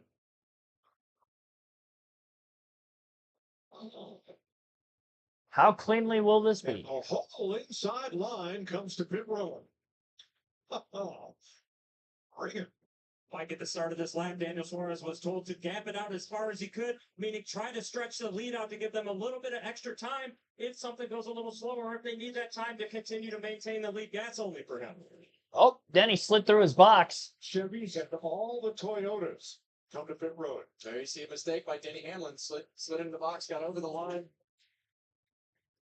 Jamie. Yeah, you saw that mistake right there. Denny Hamlin's radio. They said just keep riding, go for it. We're almost on our number. Right then they came down pit road, but he made that mistake, had a little hiccup. But Anthony Alfredo, Mike, is another one I've been watching. Great job by him tonight.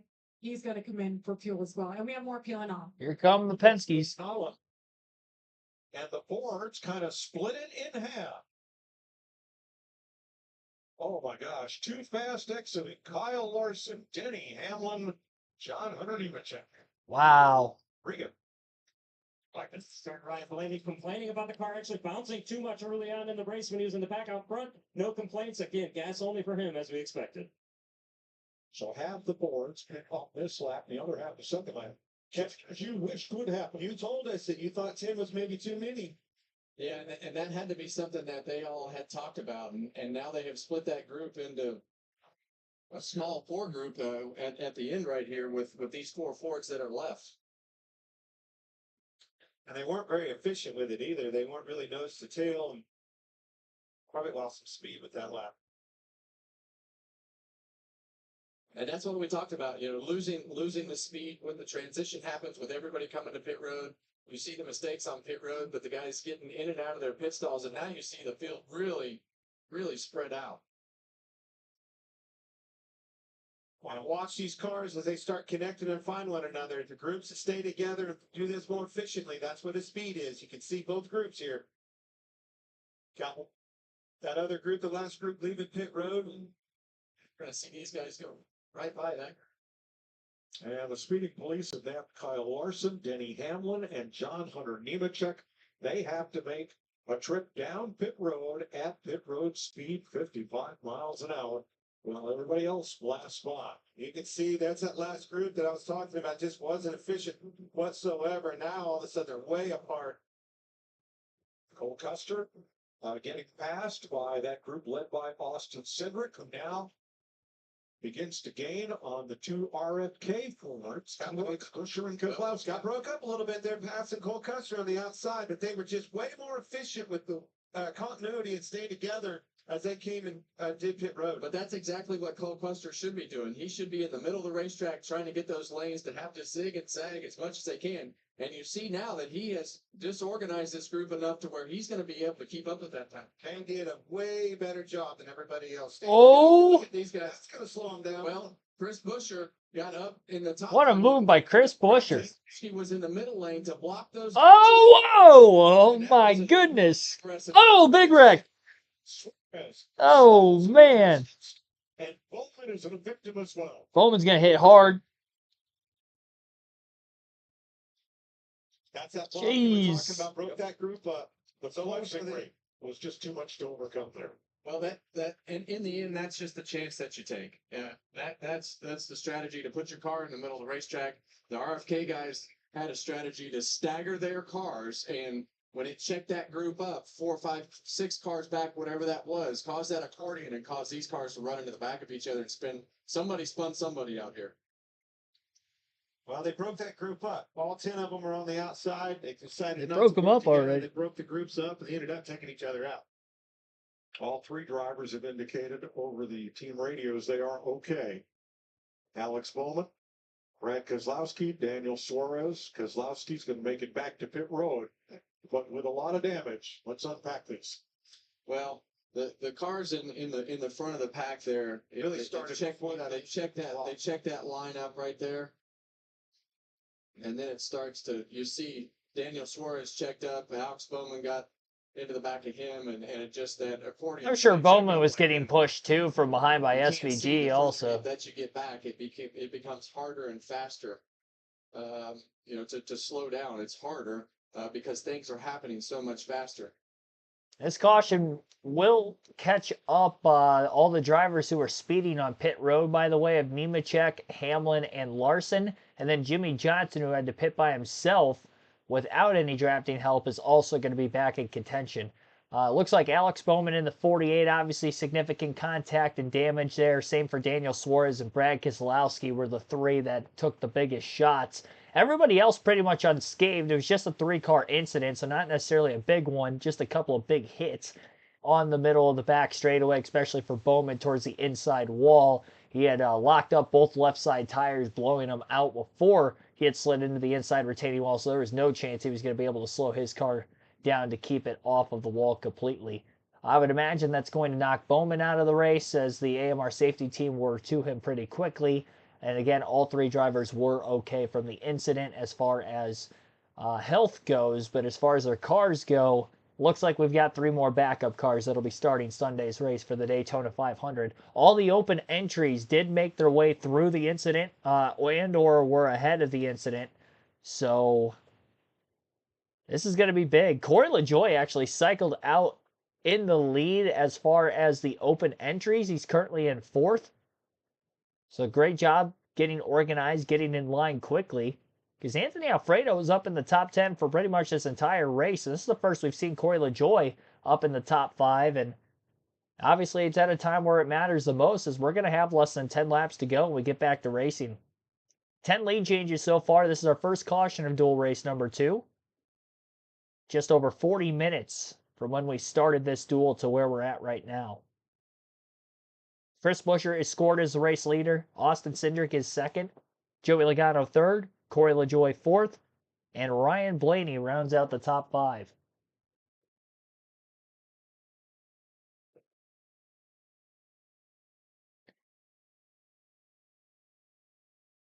Three cars involved in this crash. And these are the first retirees from this duel as well. Cindric's still out there and in this race as of right now, despite having a guaranteed front row start for the Daytona 500. Bowman and Suarez are definitely out. Brad Keselowski did bring his car back to pit road, though there was quite a bit of suspension damage, it looked like, to the right front. So we'll have to wait and see if Bad Brad's going to be able to stay in the race. Keselowski's had some tough luck in these duels the last couple of years. I feel like he's getting caught up in a wreck almost every year in the duels since he's gone to the 16 for RFK Racing.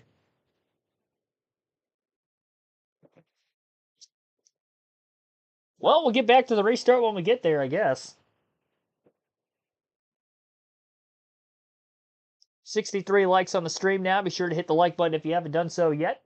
We'll take our final ad break of the stream. You're listening live on KRC to the Daytona 500 duels as we have 10 laps to go.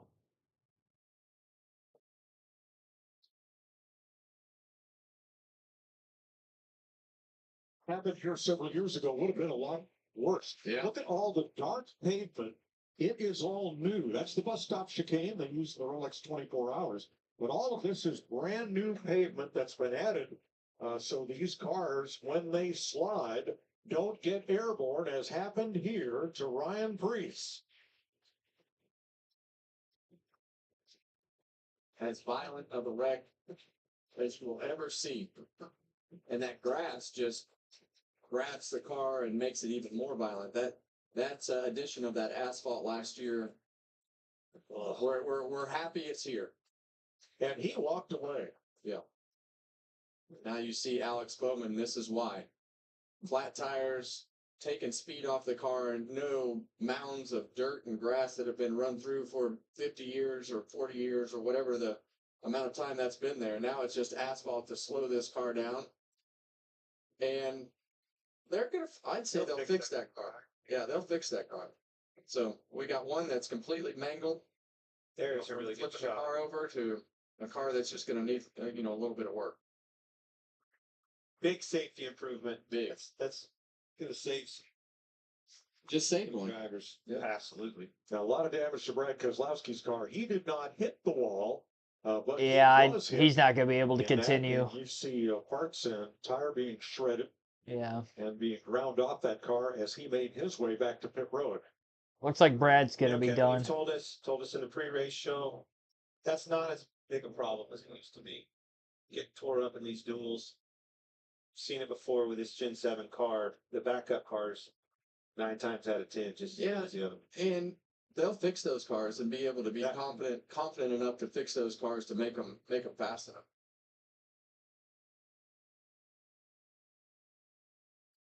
Chris Buescher out front as Jimmy Johnson makes a stop, along with Kyle Larson and John Hunter Nemechek.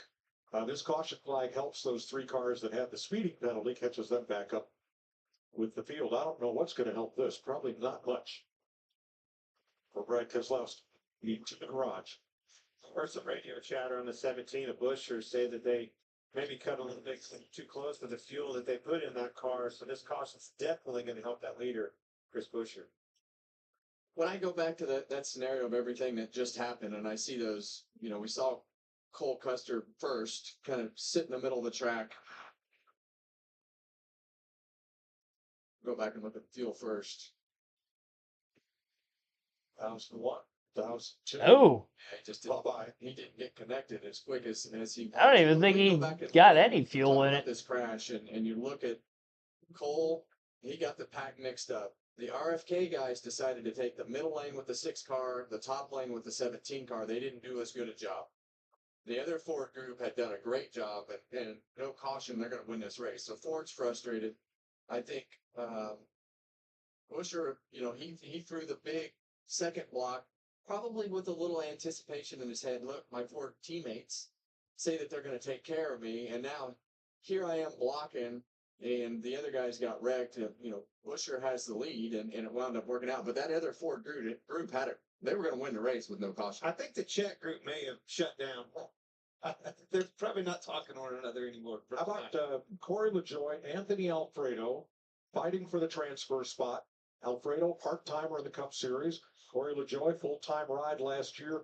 Doesn't know how many races he's going to have this year. He's going to have a few, but not a full-time ride. Trying to make it into the 500 with this 0-1. Well, this is going to get entertaining now. I think when you look back at all those things that just happened with the blocking and the fuel mileage and this group and that group hitting, now it's just going to be just like the first race. They're going to push and shove and try to put themselves in the best position possible to see what happens when we get to 2 to go. So all 3 cars involved in the incident, lap 48 have gone to the garage.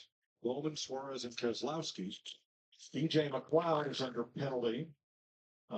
Pit road, his part-time crew was over the wall too soon to service him. He's trying to get up to Alfredo and LaJoy for the transfer spot. That gave us a good snapshot of what we're going to see on Sunday. We're going to see a lot more of that. Mind you, all the cars are out there. That scenario is going to play out again, the green flag pit stops and the efficiency within it. And the groups that and they're going to be faster. That's right. Everything's going to happen faster. But from pit in to the pit stop to the pit exit, that efficiency is what's going to win this race. And Jimmy Johnson's back on the lead lap. Yep. Well, the way pit stops worked out and the timing of the caution leaves us 6 Fords at the front of the field. Then Van Gisbergen, the first Chevrolet, and Eric Jones, the first Toyota. Back in 7th and 9th, respectively. All right, so we're going to have 7 laps to go on the restart here. A lot of Fords up at the very front of the field, as the chat has stated in recent laps. Top 6 are all Fords headed for this next restart. This is our first caution of dual race number 2. Hopefully it's the last. And hopefully we see some good racing to the finish like we did back in dual race number 1. Chris Buescher and Austin Cindric on the front row for the restart. Cindric on the inside, Buescher on the outside, and Buescher is the control car. Gets the launch, green flag is in the air. 7 to go in dual race number 2.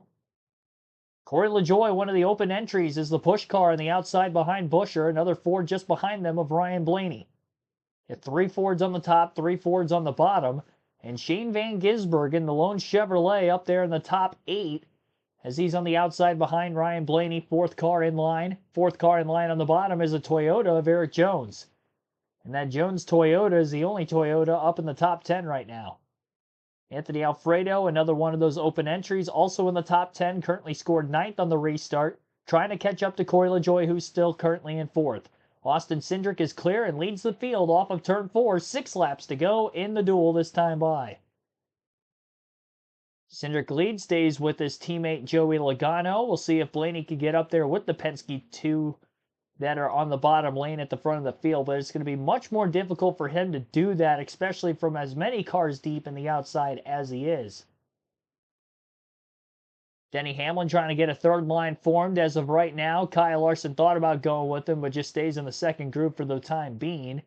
Christopher Bell is back there with Denny Hamlin. Surprised that Bell didn't go with his teammate, as they still stay towards the back of the pack. BJ McLeod trying to make a move to the outside. Of course, he's one of the open entries and has to get up inside the top 10 because that's where both LaJoy and Alfredo run. And he needs to beat them both. Haven't talked about BJ McLeod this whole race, but there he is towards the back of this pack, trying to make something happen. At the line this time by inches. Chris Buescher going to lead, and that was an official lead change at the line. 5 laps to go. Buescher had a massive push in the middle of the tri-oval from Corey LaJoie. And Cindric might have gotten just a little bit too far out ahead of the pack in the middle of turns 3 and 4, which gave the advantage to the outside where they stayed a lot more in an accordion effect. Stagnated close bumper to bumper most of the way through that line rather than just the top couple of cars like the inside had.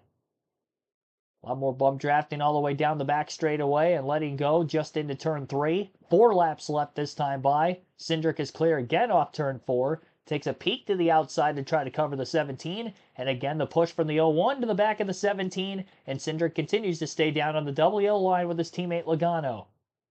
Seems to be in a good spot for right now. He's going to trust it. And we'll see as we get closer to the end of the race if Cindric maybe tries to block both lines, but as of right now, not going to be the case. We saw 3 lanes of 3x3, pretty much second on back when we started the white flag lap of dual race number 1. Though we haven't seen a third line form at this point with about 3.5 laps to go. Couple scragglers at the back of the pack. Hamlin's tried it. McLeod has tried it, but nobody else really hopped up in line simultaneously with him. It does seem like the outside has more cars than the inside line up at the front of the field, which was the case before they split 3 wide back in dual race number 1 also.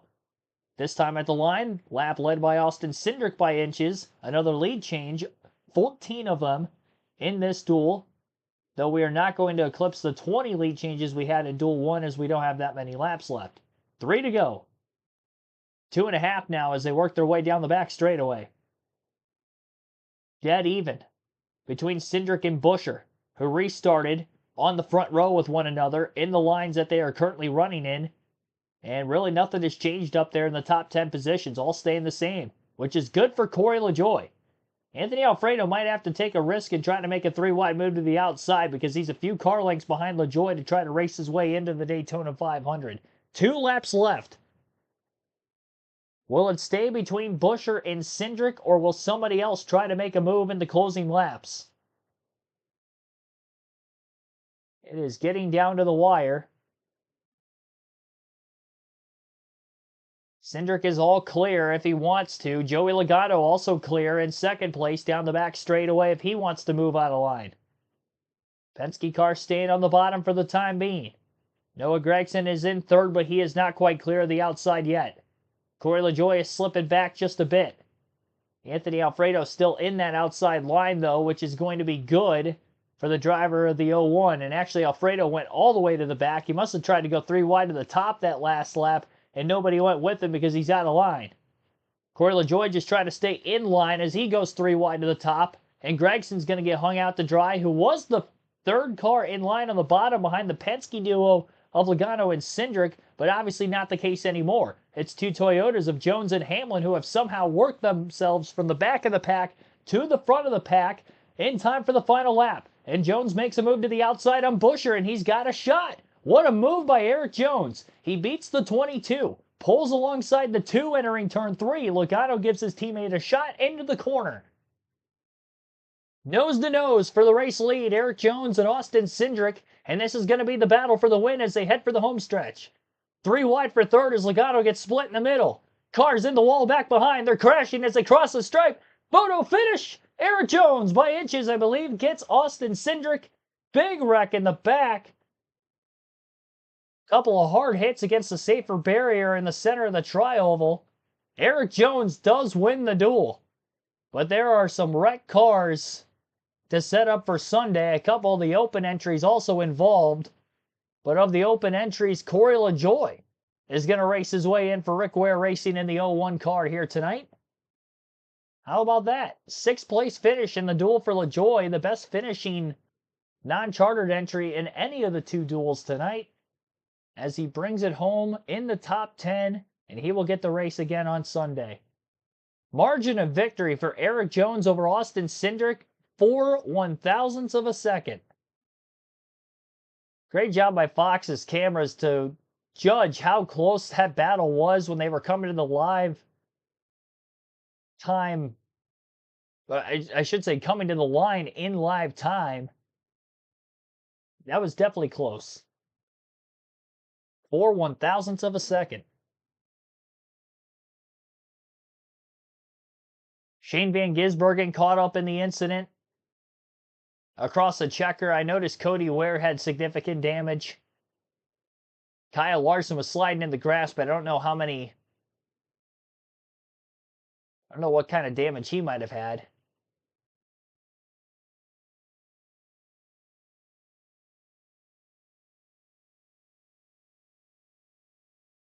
Crazy. Unfortunately for Anthony Alfredo and BJ McLeod, they will not be making it to the Daytona 500. Again, Corey LaJoie races his way in duel number 2, just as Justin Allgaier raced his way in duel 1.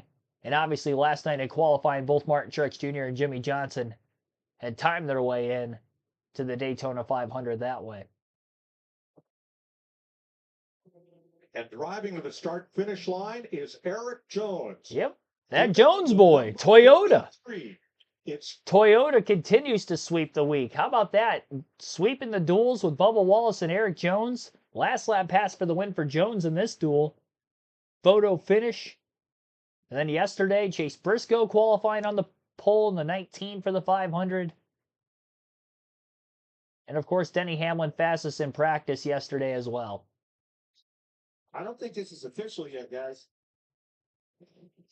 So NASCAR is still reviewing moment of caution footage between Jones and Cindric. Obviously, Jones thinks he's won it.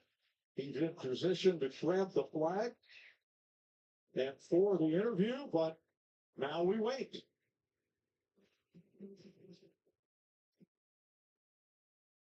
Joey Logano does not appear to be in agreement with what Austin Cindric did at the end of that race. No, I think they're just talking about everything that transpired because so many things happen in such a small amount of time right there that the drivers need to understand. They were so close. Yeah. All right, so this is our camera. Cindric might have won this. And you see the caution light come on. And there are the cars, and realize our rooftop camera is at an angle to the cars on the racetrack. So this might not be a definitive angle of the finish. This might get That angle, it looked like Cindric. But we've been here before. Awkward here. Everybody like, yeah, the shape, but it like more like this. The last lap, everyone like, oh my god. Hamlin got under Logano there, caught the Ford, and it lost all their momentum, all Cindric's help. I don't know. Our scoring shows He Chris might get Buescher busy. third, Denny Hamlin fourth, Joey Logano fifth, Corey LaJoie sixth.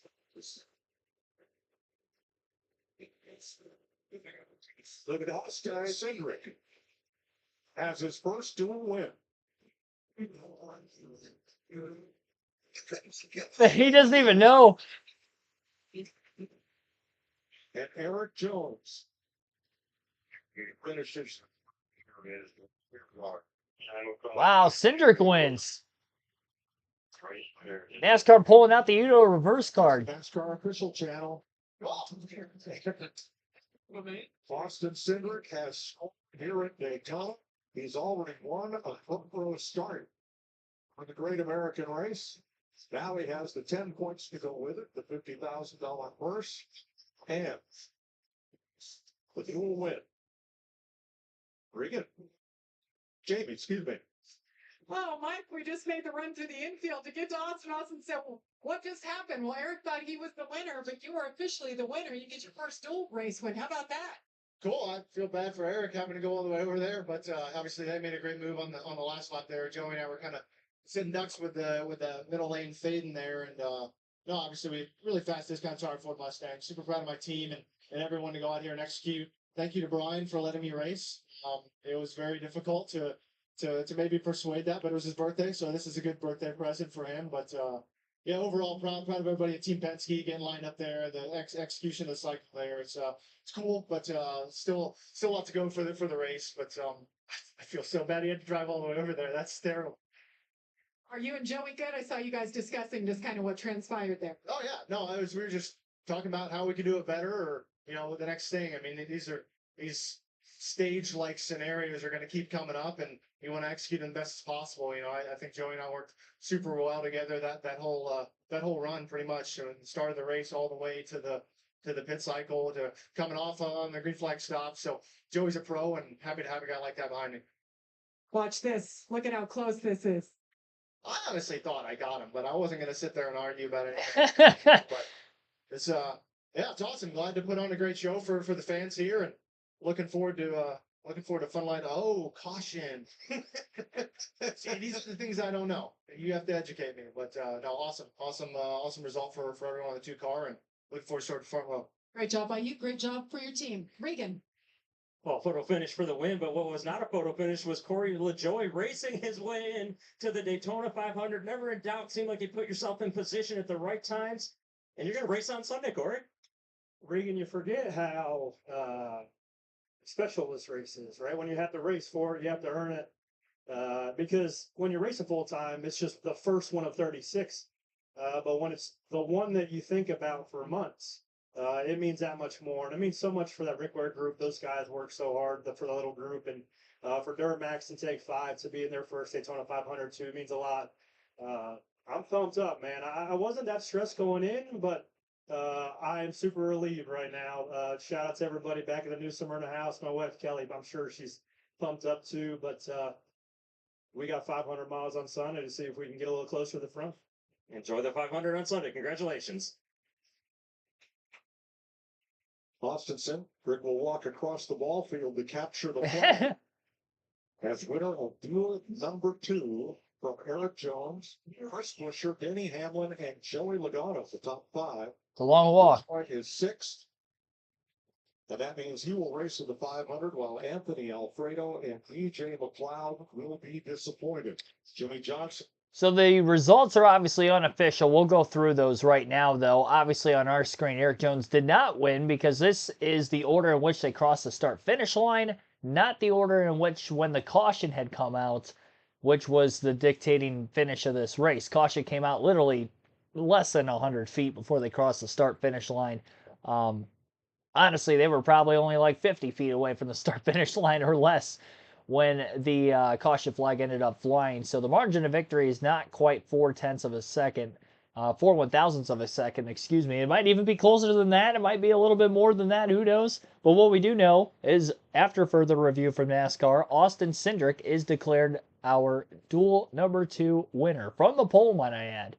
So it's been a while since we've seen a front row starter actually win a duel. Usually they don't even run the whole thing, but yep, pretty good run. Looks like they're showing the replay of the incident, too. I think SVG might have started the crash in the middle of the pack. Riley Herbst got torn up, too. He had a big hit back of his car against the outside wall. SVG's got quite a bit of damage. Larson went sliding through the grass. I don't think he's going to have a lot of damage from the wreck either. So unofficial results on screen here. We got Austin Cindric with the win. Eric Jones will be in second then. Again, unofficially from basically third on back. Chris Buescher third, Denny Hamlin fourth, Joey Logano fifth, Corey LaJoie sixth, Todd Gilliland seventh, eighth place finish for Ryan Blaney, John Hunter Nemechek ninth, Christopher Bell rounds out the top 10. In 11th, Kyle Larson, Riley Herbst 12th, Anthony Alfredo 13th, Shane Van Gisbergen 14th, Cody Ware 15th, Cole Custer 16th, BJ McLeod 17th, Noah Gragson 18th, Jimmy Johnson 19th, and Brad Keselowski 20th. 21st for Daniel Suarez and Alex Bowman 22nd. 2 cautions, obviously, with the yellow coming out on the final lap, ending the race.